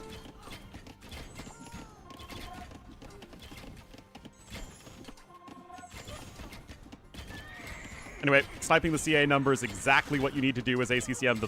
The only way you lose this game is if MbL gets to an unkillable blob of Cav Archers. And he still has 19, I guess, but obviously that could be far worse. And you're still getting tons of villager kills, 44 villager kills to 7. Heavy Plow coming in. You're getting those eco upgrades eventually. More Manaspas, more Skirmishers, both on the way. Both units are very important. Seeing ballistics? Yeah, well, unfortunately, that's just something you gotta recognize. And guys, ACCM, 50% more population, and he is gonna bring himself to match point in this very back-and-forth series.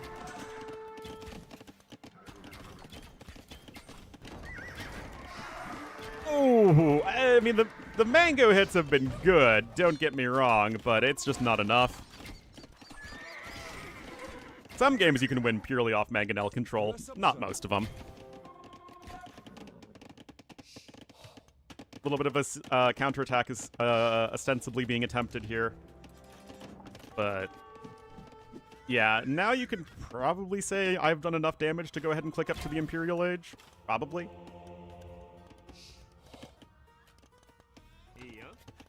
Well, it doesn't even have any wood, right? Like, it's been such a good job here from ACCM to pressure that. Thumb Ring coming in. I mean, Thumb Ring is good, but still, Ballistics is like one of the most important upgrades you could possibly have right now.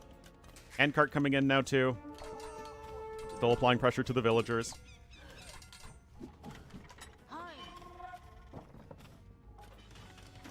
Ring Archer Armor. Again, Ring Archer Armor is good, but I don't know if it's better than Ballistics. I mean, I know they don't cost the exact same resources, but you have a market. Getting back to work there. I got another castle on the way. There's just no way you're pushing that this year, especially against Georgians.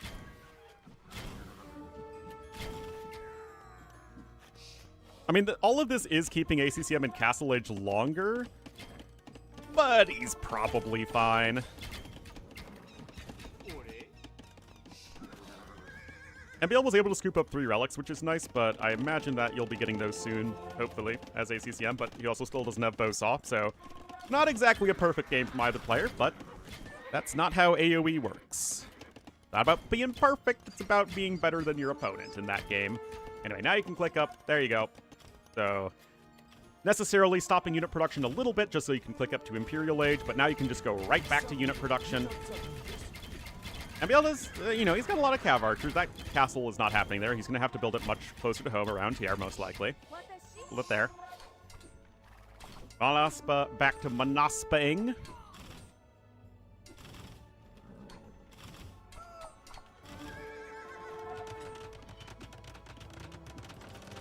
There is the chateau. Osaw finally coming in. Iron casting coming in as well. Insta there. I love Manaspa. They're such a fun unit.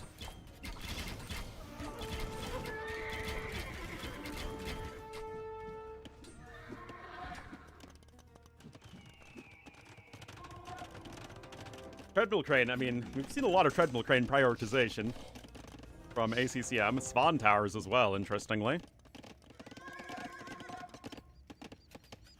Alongside Koreans, these are 2 of the 3 best tower civs, to be fair.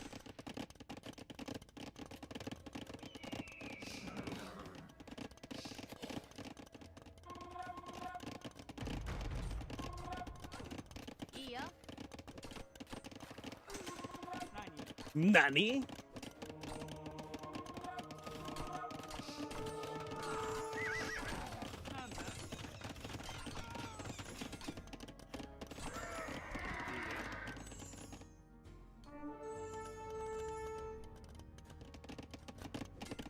Seconds to imp.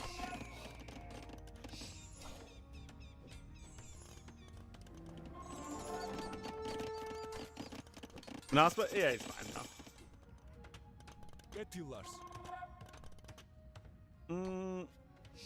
In all honesty, I think that it's a little bit of a waste to be getting Spawn Tower and Guard Tower right now as opposed to Skirmisher upgrades and Trebuchets and then Manaspa upgrades. Yeah, still no ballistics. Just because, your resources need to be spent very efficiently in early imp, but it's almost certainly fine. But yes, hello, Northern. Relevant pikeman upgrades coming in. Those trebs are even having to scooch back. Keep it to repair the Georgian buildings.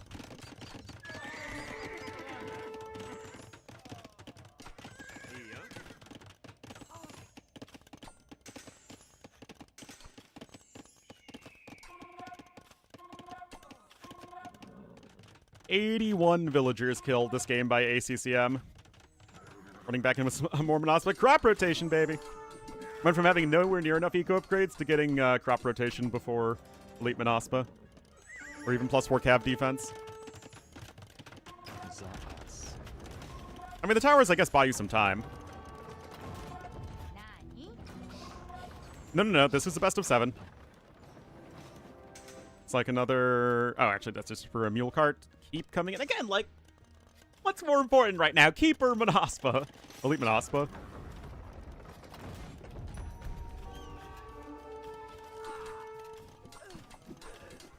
Anyway, it's still all good in the hood here for ACCM. He's looking to go up to match point. Hey! It's ballistics. Who would have thunk?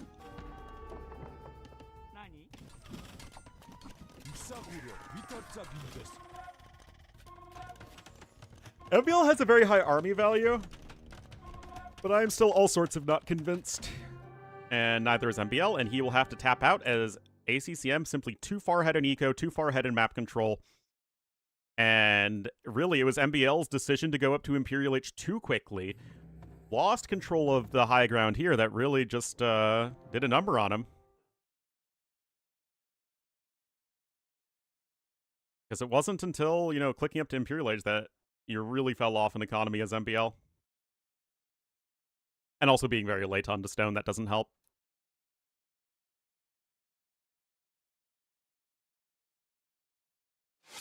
All right.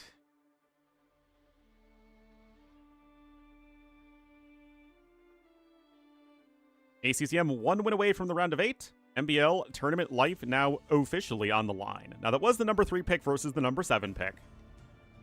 But ACCM still has Persians and Chinese. MbL has Chinese and Shu. So, assuming that these are the 4 civs we will see, if, again, the series goes 2 more games, then I don't think anyone's going to have a big advantage at that point. The Vikings game? Playing perfectly.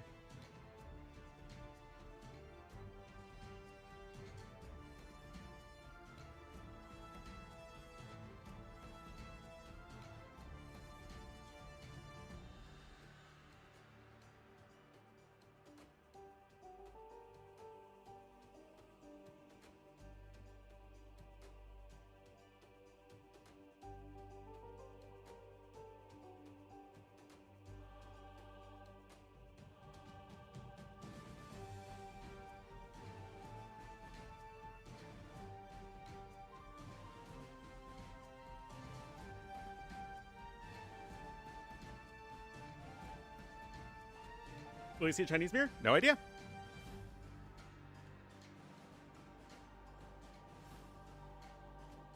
I think that if you're ACCM, it makes the most sense probably to go to Persians here. Because one, Persians versus Chinese is not a civ loss by any means. Neither is Shu versus Chinese. Both Shu and Persians are good enough in their own right. That said, you'd still take Chinese in general. I think that MbL would want to go Chinese because it's his tournament life on the line, and if there's one civ that you want to get a win with, it would be Chinese. But then do you open up not having then Chinese for the last game, since you need to win 2 at this point as MbL?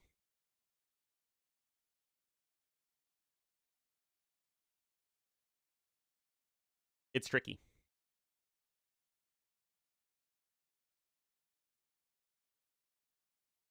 We'll have to see what these guys go for. Or as ACCM, do you want to say, I'm going to roll with Chinese because you're probably going Chinese, so either you don't go Chinese and you go Shu, or Kajaras, I guess, and you then, I have a bit of a civ advantage, or you go Chinese and I just think I'm the better player, so I'll just, win it straight up.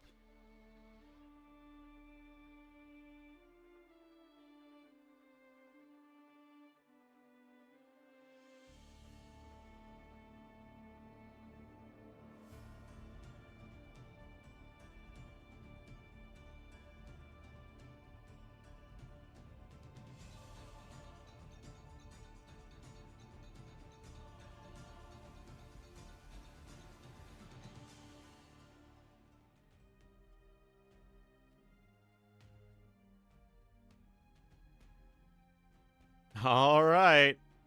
Called it. Called it.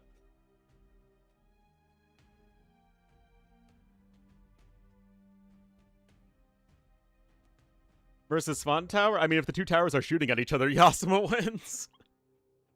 There is no one correct answer as to between Korean, Georgian, and Japanese keeps. I think they all have arguments for being the best. Just depends on the situation. 1 minute, guys, and we will be getting into game number 6.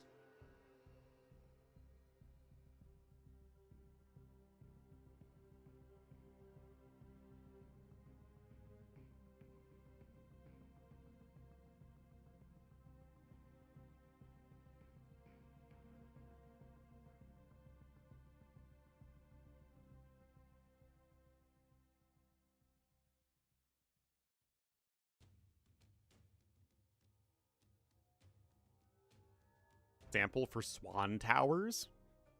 They're actually, actual Swan Towers are they're a Gaia unit. Like, they're a eye candy.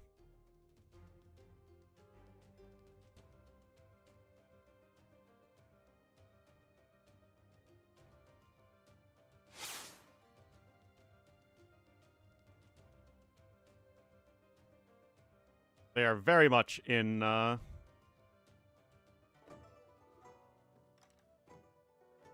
real life.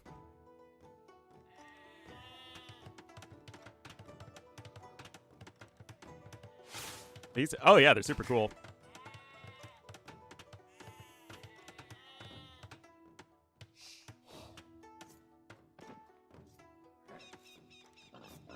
Why weren't Chinese banned? Because the first pick is hidden, so if you want to play Chinese and are okay with giving your opponent Chinese as well, then you can just leave them. Yes?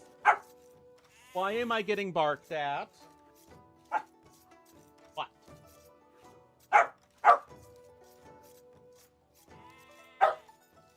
Dash? Do you need to go outside?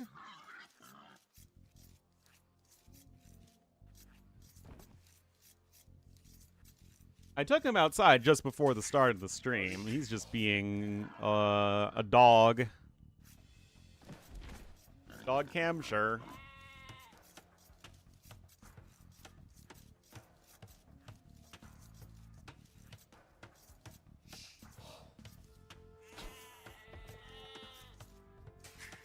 But yeah, I was right. It was going to be Chinese Persians. MbL's purple Chinese here to the east. Tournament life on the line. And to the southwest in the cyan as the Persians, it will be ACCM. And your campaign is fun? Yeah, for sure. I am enjoying it. Got one more scenario. Short work of any intruder. Is that because he's short? So any work that he does is necessarily short work? Anyway, just 2 vills on wood here for MbL. Again, do I think Chinese are a bit of a better civ? Yes.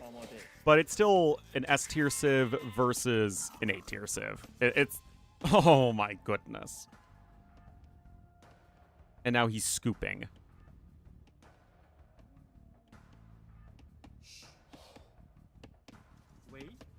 Because he just doesn't get any attention. And, oh, you're still not paying attention to me, so I'm going to start barking at you again. Uh-huh. Do I know my dog or what? All right, Dash. All right. Yeah, the Henry campaign has 7 scenarios.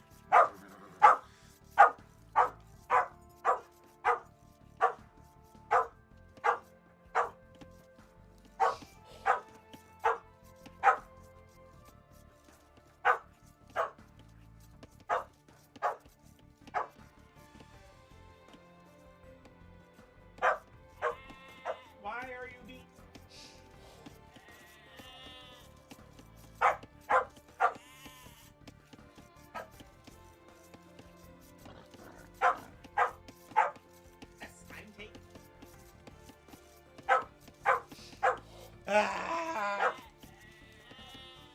Ah! No, I didn't mean to do that. Come on.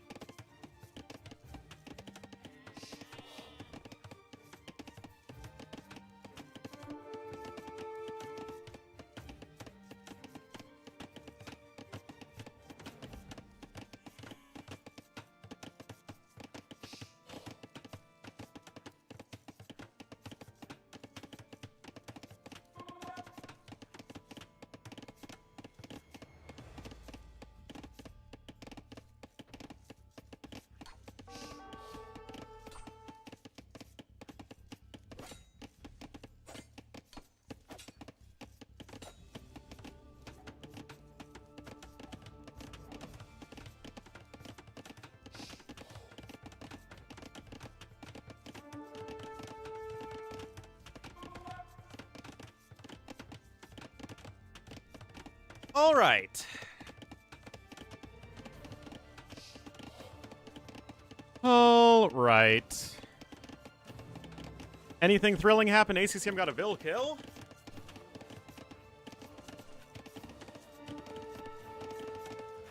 Overall, Vil numbers are comparable.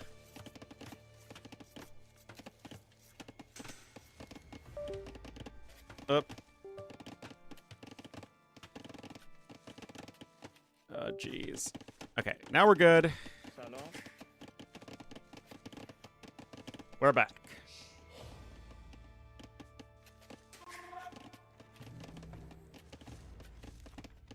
So. Oh, ACCM got another Vil kill. The loaf, I took him out for a quick bathroom break and then fed him.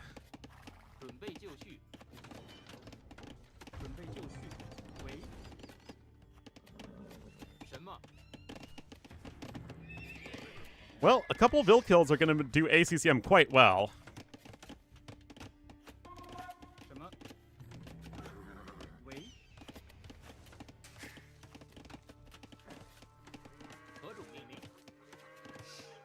Also, ACCM was able to pick up Horse Collar, so that's going to be nice for him.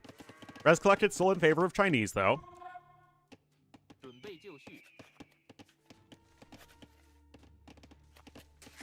But it's not going to be that way forever, as Persians will eventually surpass Chinese.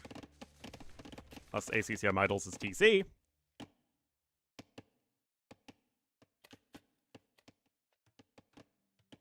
Well, the resources advantage is still there, but the villager number advantage is always going to be going back in favor of Persians, especially with 2 eco kills.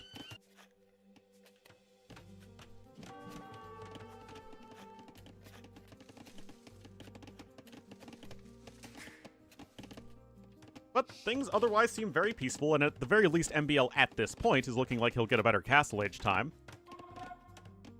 But ACCM is super comfy cozy.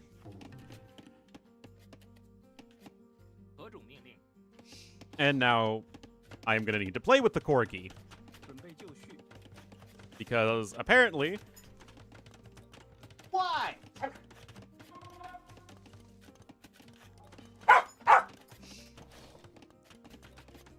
He just burped at me. Dash. Where is Stick? I don't have Stick.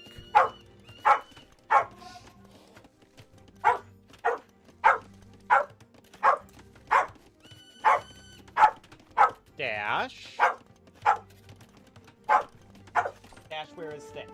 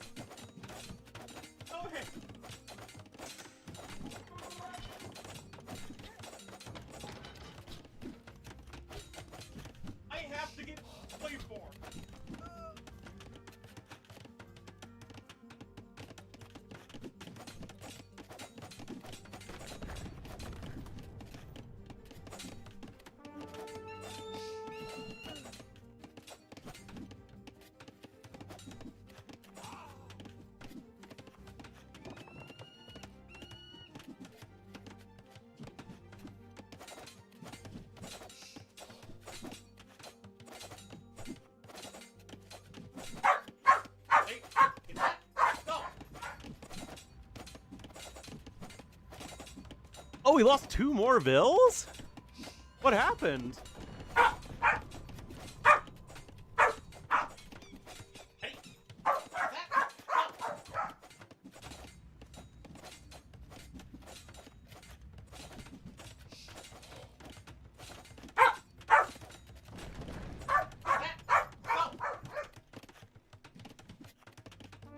A walling incident? Walling incidents happen to the best of us.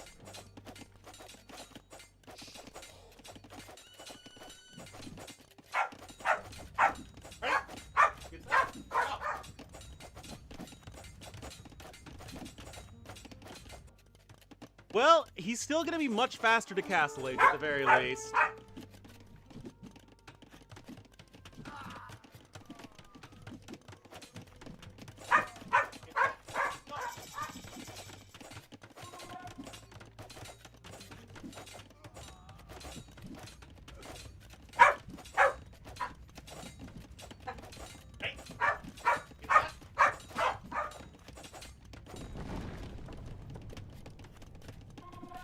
Oh, Dash is very cute.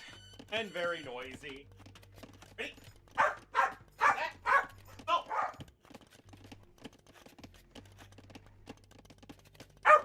More siege towering? Really? Come on! Go! Go get it!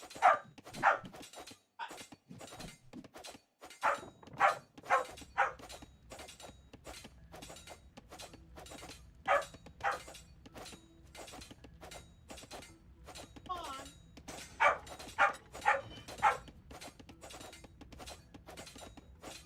Very confused about how the game of stick works. I throw the stick, and he gets the stick. It's not very complicated.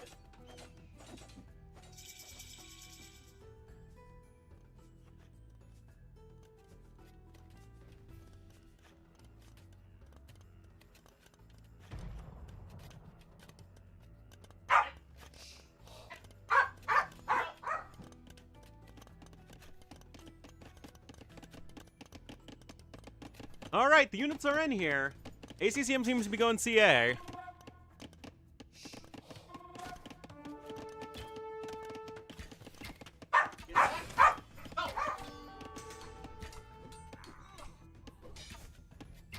Let's see, we got a couple Vil kills so far. MbL's just on the 1 TC, though.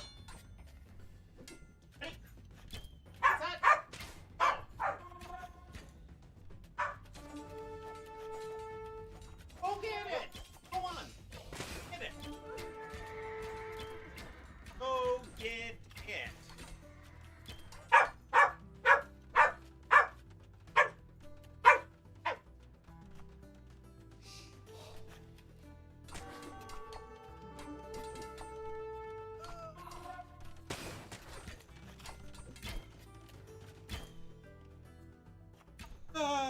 Ready? Go! So sometimes I'm just not good enough, guys. Anyway, it looks like 4 more Vils. So 6 total kills for MbL is not bad. And he's caught up in terms of villagers as well.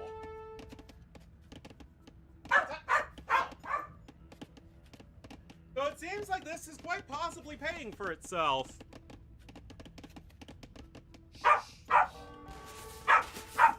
Got a rocket cart here as well. I mean, this could be way worse. Best collected or even 2.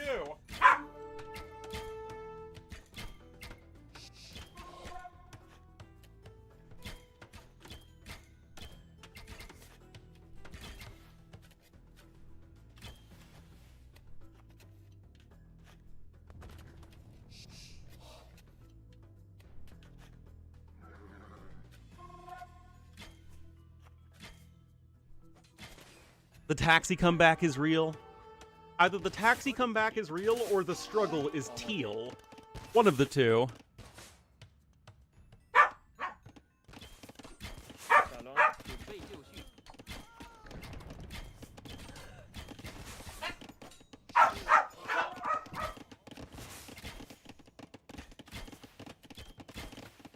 Oh, is it getting trapped? It's trapped!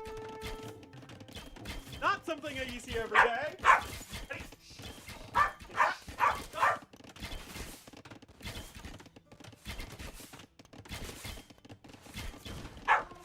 MbL is now 10 mils ahead. Whoa. Okay. ACCM gets the 1 for Ro kill there. Maybe the taxi is the way of the future.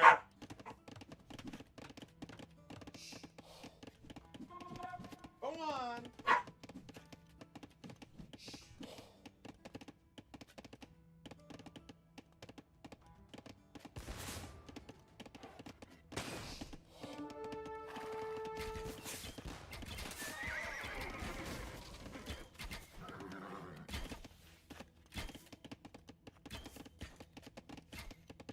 Alright, now he wants up on my bed. Now that means I need to sit on my bed.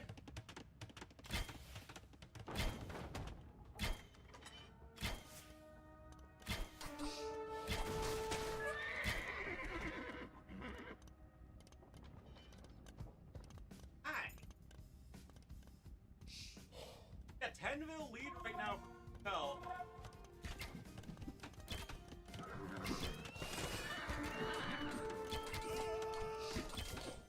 I mean, the Fire Lancers have Archer.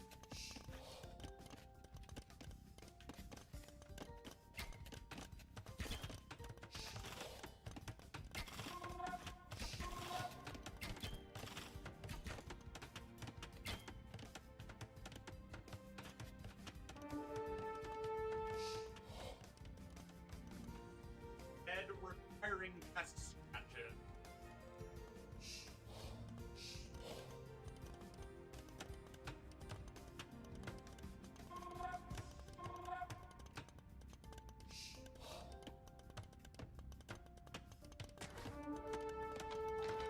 But yeah, I mean, MbL. And on 4.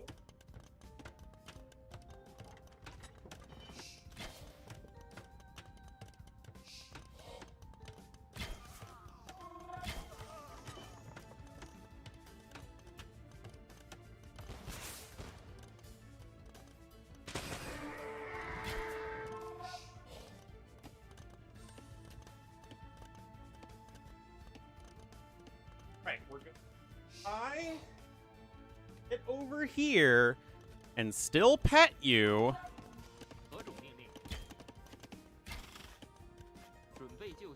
Oh, is the taxi meter running? Well, I mean, 13 Vil lead.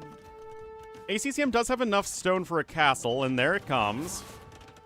Oh my god! No! Oh, we are going to a game 7, guys, in all likelihood. Oh my goodness gracious, mercy me!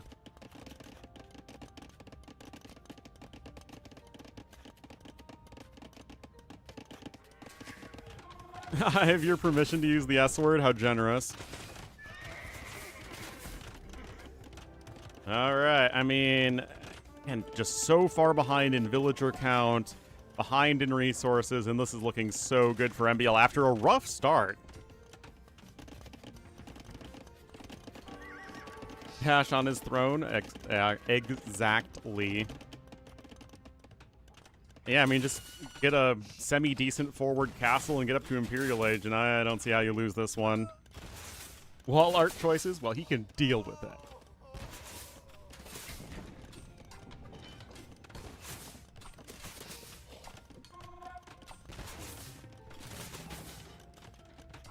I mean, ACCM's got nothing going for him at this point.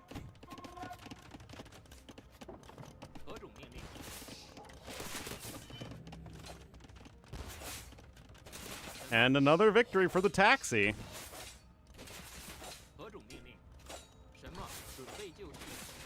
And the reason it's used just with Fire Lancers is because it doesn't reset their... Like, garrisoning doesn't reset their charge meter, right?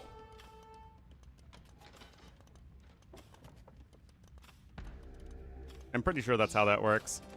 Anyway, castle here for MbL. Even if you're defending in the short run as ACCM, he's not really in any position to get an advantage of any kind, as MbL's going to be on 6 TCs. Jeez!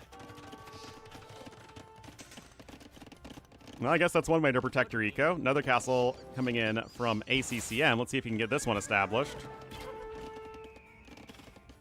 Still no ballistics in, notably, for purple. But yeah, he's going to click up to Imp here. Oh, jeez. What? Oh, no.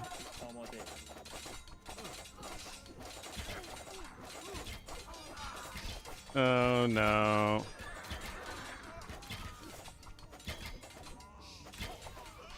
There's Imp. We got some Chukonu on the way, too. Sure, why not?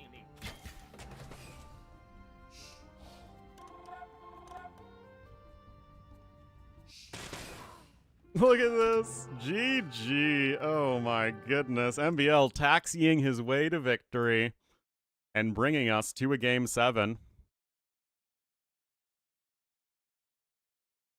And again, it was looking really bad for him when he hit Castle Age, but he just got so much damage done. He idled his opponent's eco so much that there really wasn't a whole lot ACCM could do at that point. But although MbL gets that very important win to keep him, you know, afloat in the tournament, he will have to deal with it himself.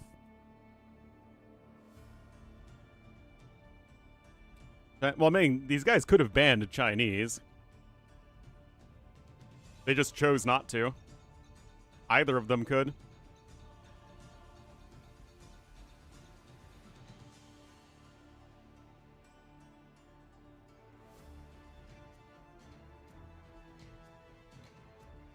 It's been a very long series, almost 4 hours.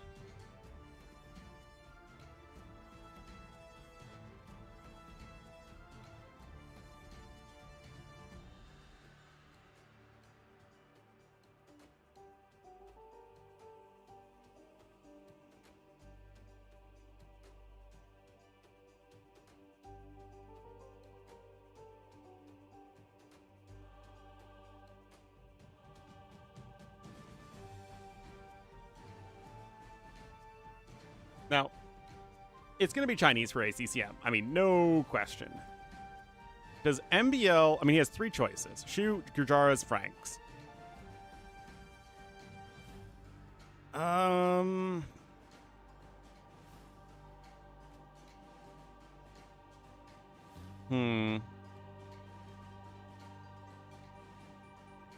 Like, I just don't generally think super highly of Shu in general, especially post-nerf. I feel like Gujaras are the best pick, but, like, I know...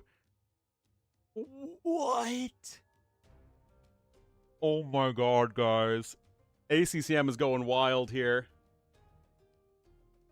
I think he's trying to mind game his opponent.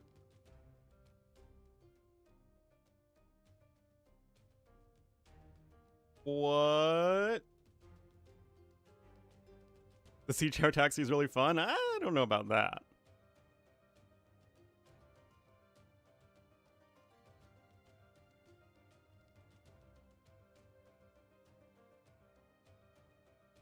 This is cray-cray.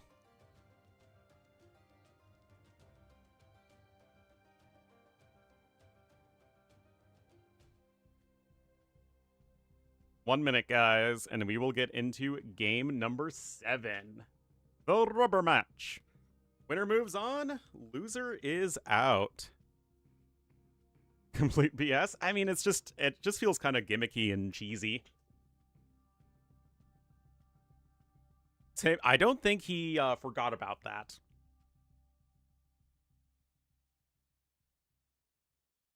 Lithin, you'll see in a moment, in 32 seconds.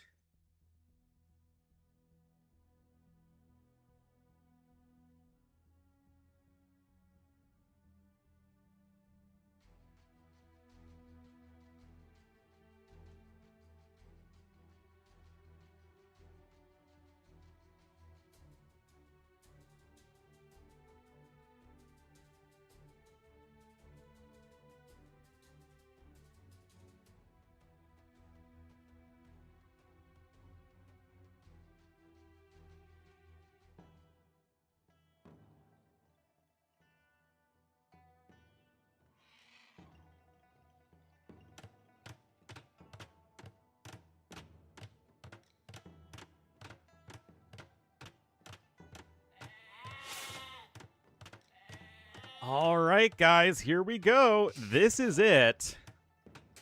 We will have ACCM in the Cyan as the Lithuanians. Now, Lithuanians are a good civ. Like, they're not bad. I still think they're a good A-tier Arabia civ. But he's not picking Chinese, which Speaking. are either the first or second best Arabia Civ for top-level players, depending on how high you value Ketons. And MbL is going to be in the purple as the shoe here to the east. But yeah, let's see how many relics. 7 relics. I mean, this is why I put Lithuanians more high up than perhaps I think other people would have thought at first, is just because you seem to get these 7 relic generations pretty darn often. And that is just going to make it so much more consistent for Lithuanians to get their cavalry powered up. Shoe, on the other hand, or you could say that the shoe is on the other foot for MbL. I mean, they're fine. They're a good archer civ that are very smooth to play throughout the game. But they did just get a pretty big nerf. Actually, they got 2 big nerfs. They got a nerf to traction trebuchets, and they got a nerf to the eco bonus. I shouldn't.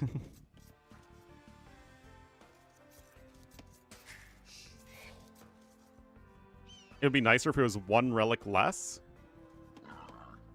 Or 0.1 relic less. Ah, then you get 6.9 relics, But 6.9 is just 69 with a period in between it, which doesn't sound quite nearly as pleasant. Anyway, 2 vills on wood here for ACCM. With Lithuanians, of course, you have to consider the insta-drush potential with the extra starting food. 69 relics.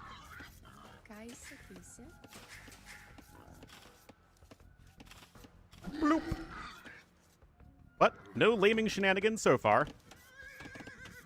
Real odd, real quick. What happens when I spend too much time with Ellie?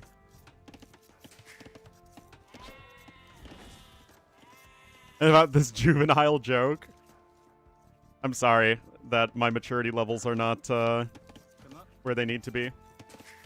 Alright, MbL is going to be going for a drush, most likely. I mean, it still could just be for men-at-arms. He just is building the barracks early. Have that effect on people? Yeah.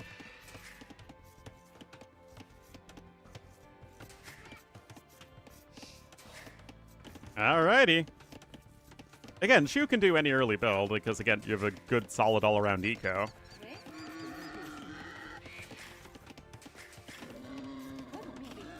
Oop.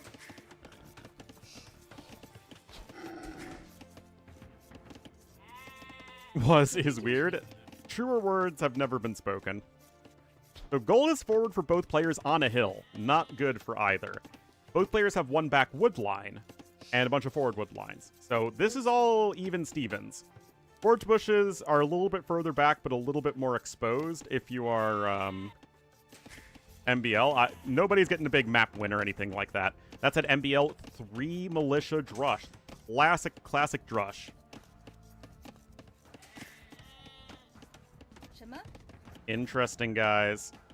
And ACCM likely won't see it. Look at that. Because this is fully walled, his scouts just automatically pathfinding over this way. Oh, this could be huge for MbL, guys. Look at this. Scotty doesn't know. A very odd man. Well, that's true. Refreshment shot? Yeah, that's rough. Here we are, guys. Uh-oh. But Loom is already in, because ACCM was going up so fast. That said... Oh, can he quick wall in the Ville? This isn't really where ACCM's at his strongest, and he is not going to be able to do so. Good start for MbL. When you're going up this fast, your build order is obviously super tight.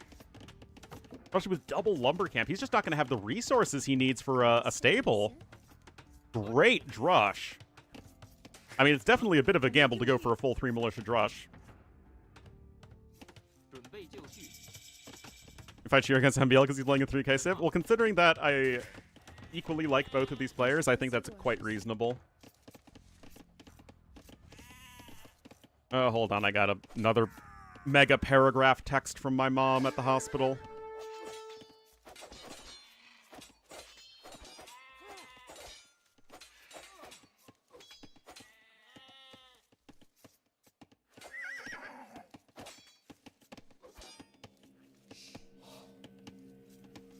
Good news.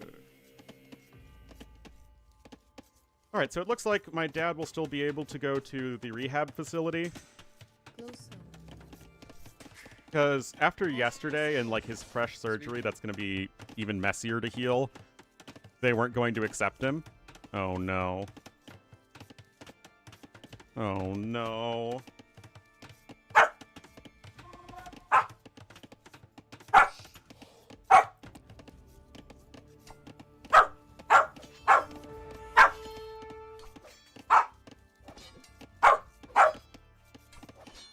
What?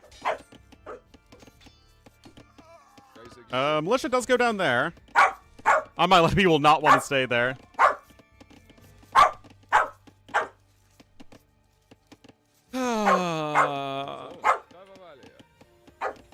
Oh, ACCM is coming forward. Come on.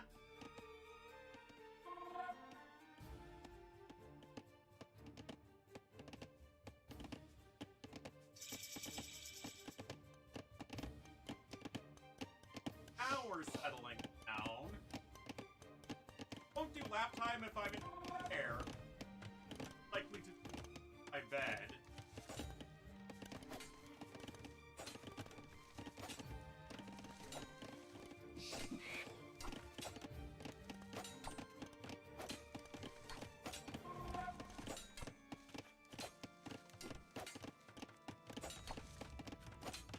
Getting hit.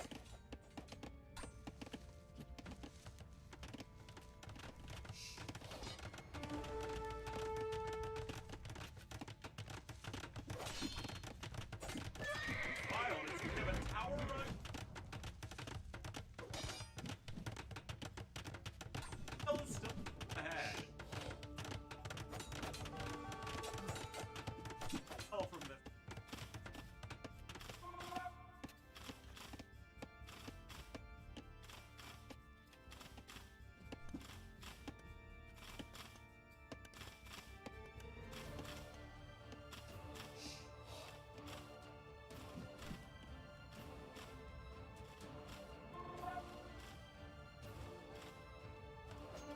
Power meta. That's funny.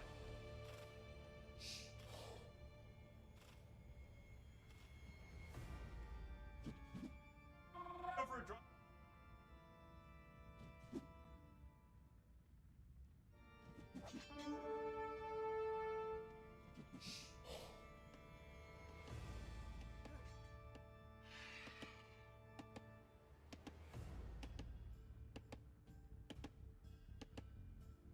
All dead?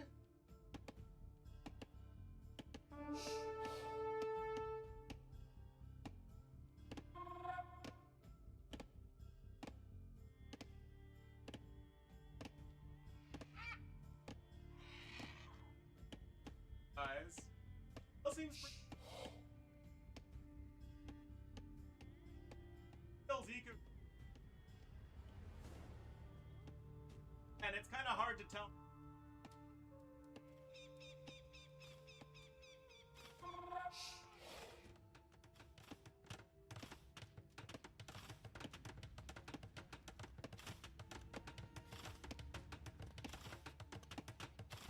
Vacillate times.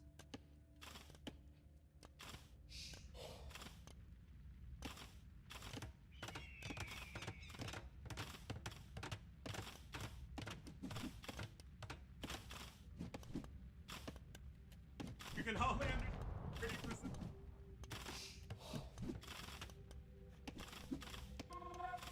I'm sorry, my mic has hit design for.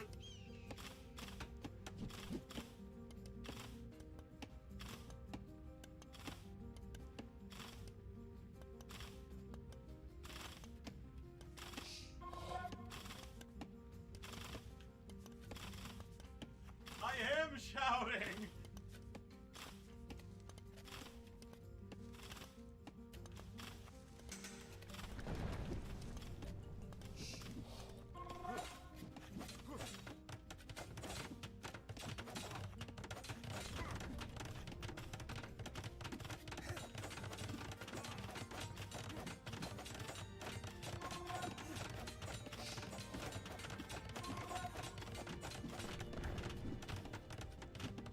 I'm trying, guys.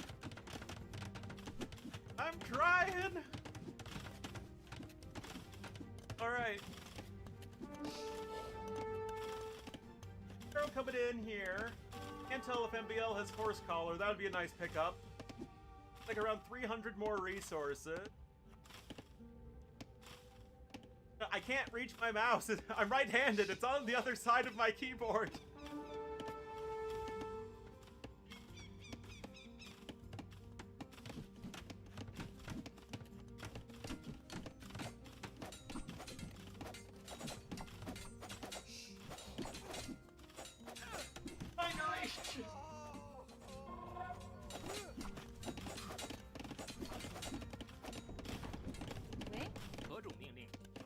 Arms aren't doing a whole lot.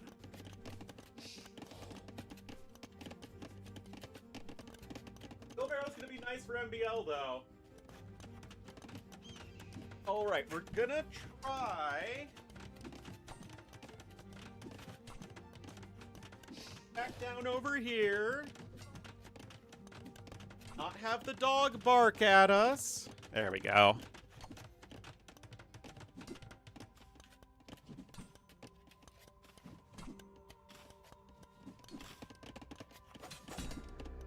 All right, ACCM's got another tower over here, and this is denying a fair amount of food income for MbL.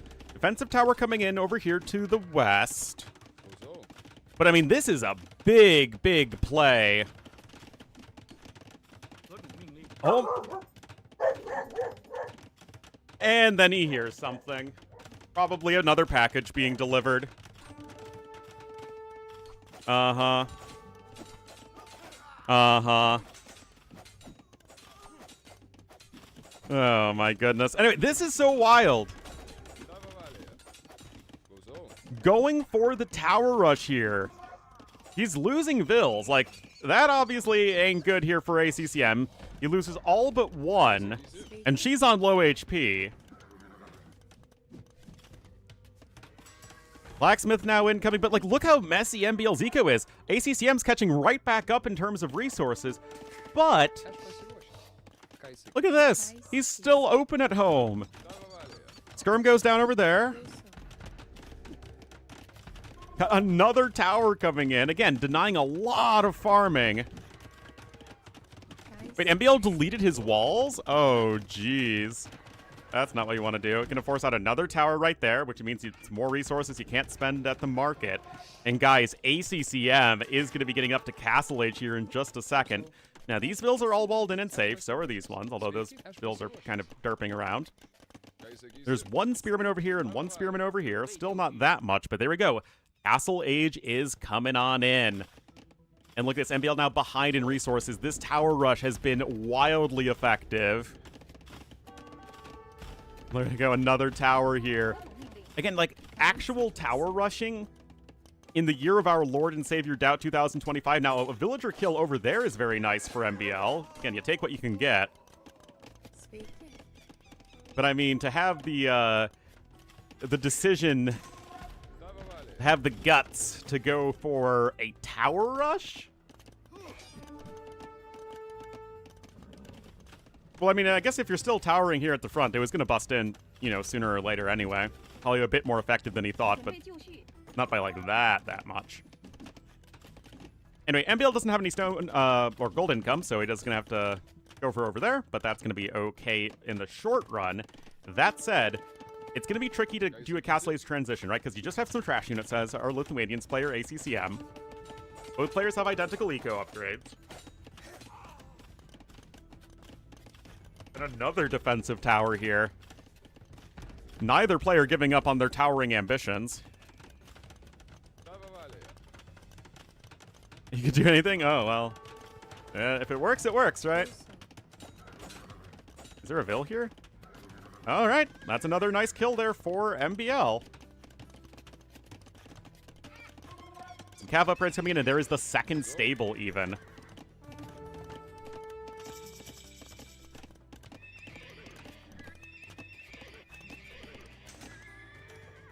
And like I said, it's a map with 7 relics. The chances of you getting at least 2 relics are probably pretty close to 100%, especially given the current game state.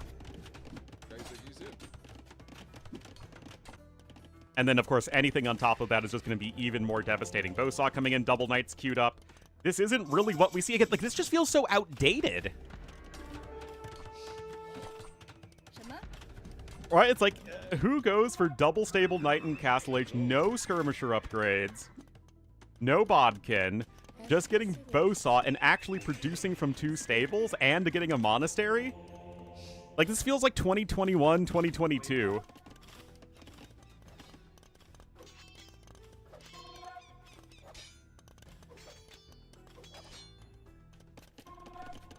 First monk's out. Bosaw coming in here for MbL. He's got his Haeguang on the way. But remember, Shu Haeguang are very bad. No bloodlines, no iron casting.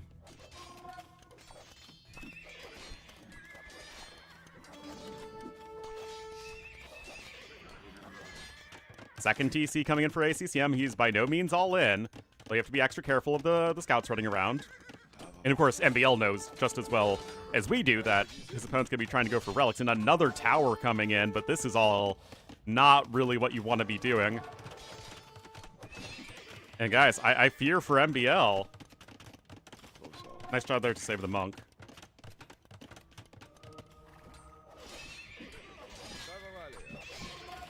Table goes down.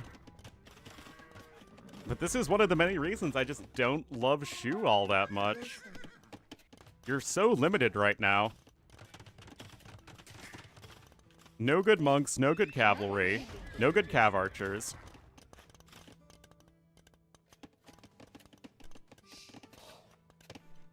No good infantry.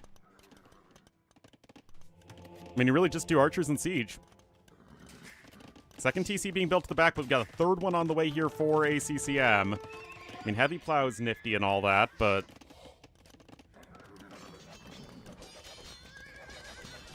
You have the war like, White Feather... Yeah, but he doesn't have stone. He's towering all over the place to not die.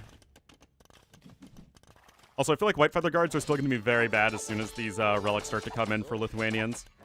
Good micro there, though. That's actually very good micro. And that's the sort of thing you need to do if you want to try and come back. And this game did lose one Haeguang there, but otherwise still very, very good unit control. 2 relics are already in, though. No, don't get me wrong. White Feather Guards are very good units. Yeah, I'm not here saying they're not. But one, you need a castle for them. And I don't think they train very quickly. And 2, I have my great suspicions against when the relics for Lithuanians come in. Oh, he doesn't see that one by 1 tile. That's awkward.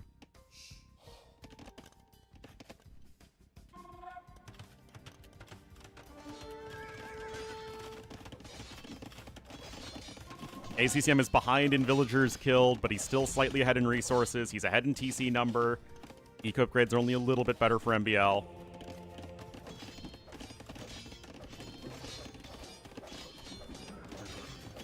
Yeah, now we're looking at 13 attack on these bad boys.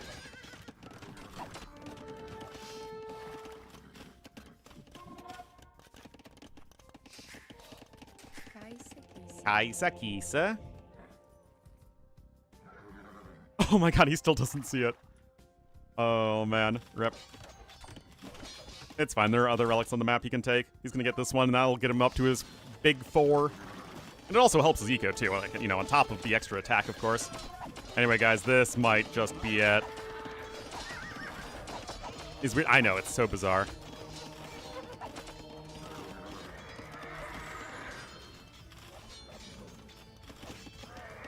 It sounds more like they carry, like a whip. Or they carry an AOC crossbowman sound. That's what it sounds like. ACCM is about ready to drop a castle. Same goes for MbL. Some White Feather Guards would probably be essential to help him not die immediately. Yeah, I mean, this is what I was talking about. Lithuanians are really freaking good. He's even going to be on 5 relics. We're at +4 attack right now. We're basically looking at Burgundian Cavalier. And that's before you get any attack upgrades. Yeah, 4 TC to only 2. And guys, this is just such a bizarre game. MbL letting the tower rush in.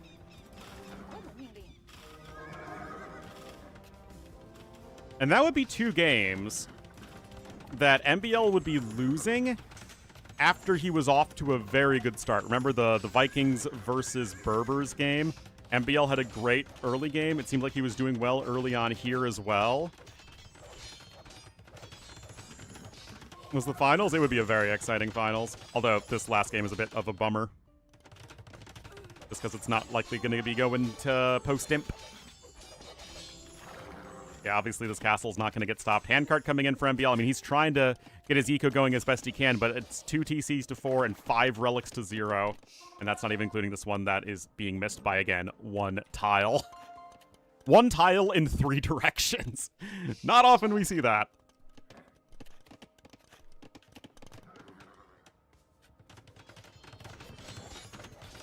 But honestly, like, I think this just goes to show that, personally, this is why I'd find a series between these 2 players to be a lot more fun than a Hera versus Leary series. Oh, I mean, Leichai wield the power of balance in their own 2 hands.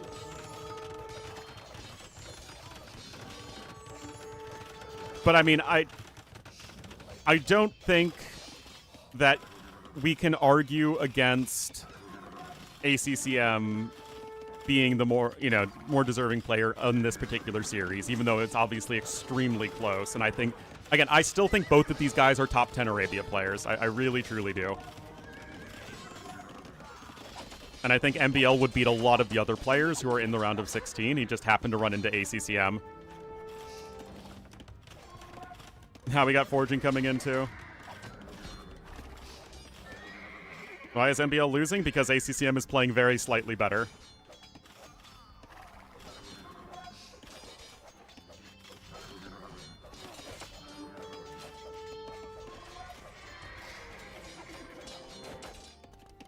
I mean, it's all ogre. Bills are just coming back home. Poor loser. Nah. MbL is definitely not a loser. I mean, in a literal sense in this series, yeah, almost certainly, but still. I mean, I really think that the microcosm of this series was that Vikings-Berbers game. MbL playing really, really well. A couple of small decisions that are not necessarily mistakes, but in hindsight ended up being mistakes. And that was just enough because ACCM, over the course of a game, is just too powerful. He's too dangerous to be kept alive. He controls the Senate. Since 2017. Oh, for KOTD. I mean, I think it speaks to how good ACCM is all around here these days. I mean, it's a best of 7. There's no such thing as no player is going to be able to advance with like fluky wins. There are just too many games for that.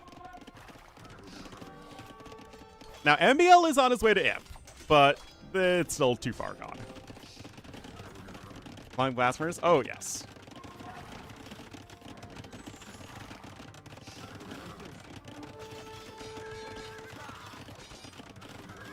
This year, he means, I think, in KOTD specifically.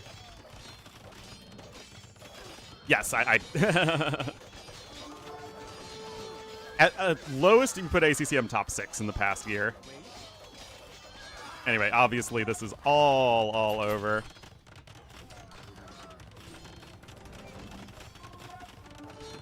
You don't need imp whatsoever. ACCM applying the stranglehold. GG, congrats, says MbL. And that is a 4-3 win for ACCM, just over 4 hours. And, I mean, we didn't even... Did we even see an archery range used past Castle Age? Not at all. And that's going to be favoring Lithuanians a ton. But... incredible, incredible series. Absolutely. Very, very back and forth. And again, it's just ACCM just a shade better today. Yeah, an ACCM winning, not even using Chinese, is pretty wild.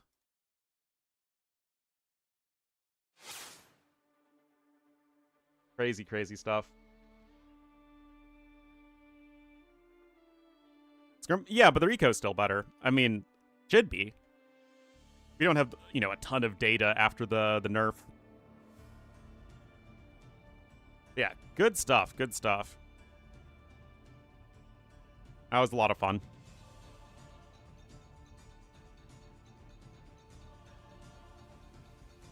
But guys, that's gonna be it for me today.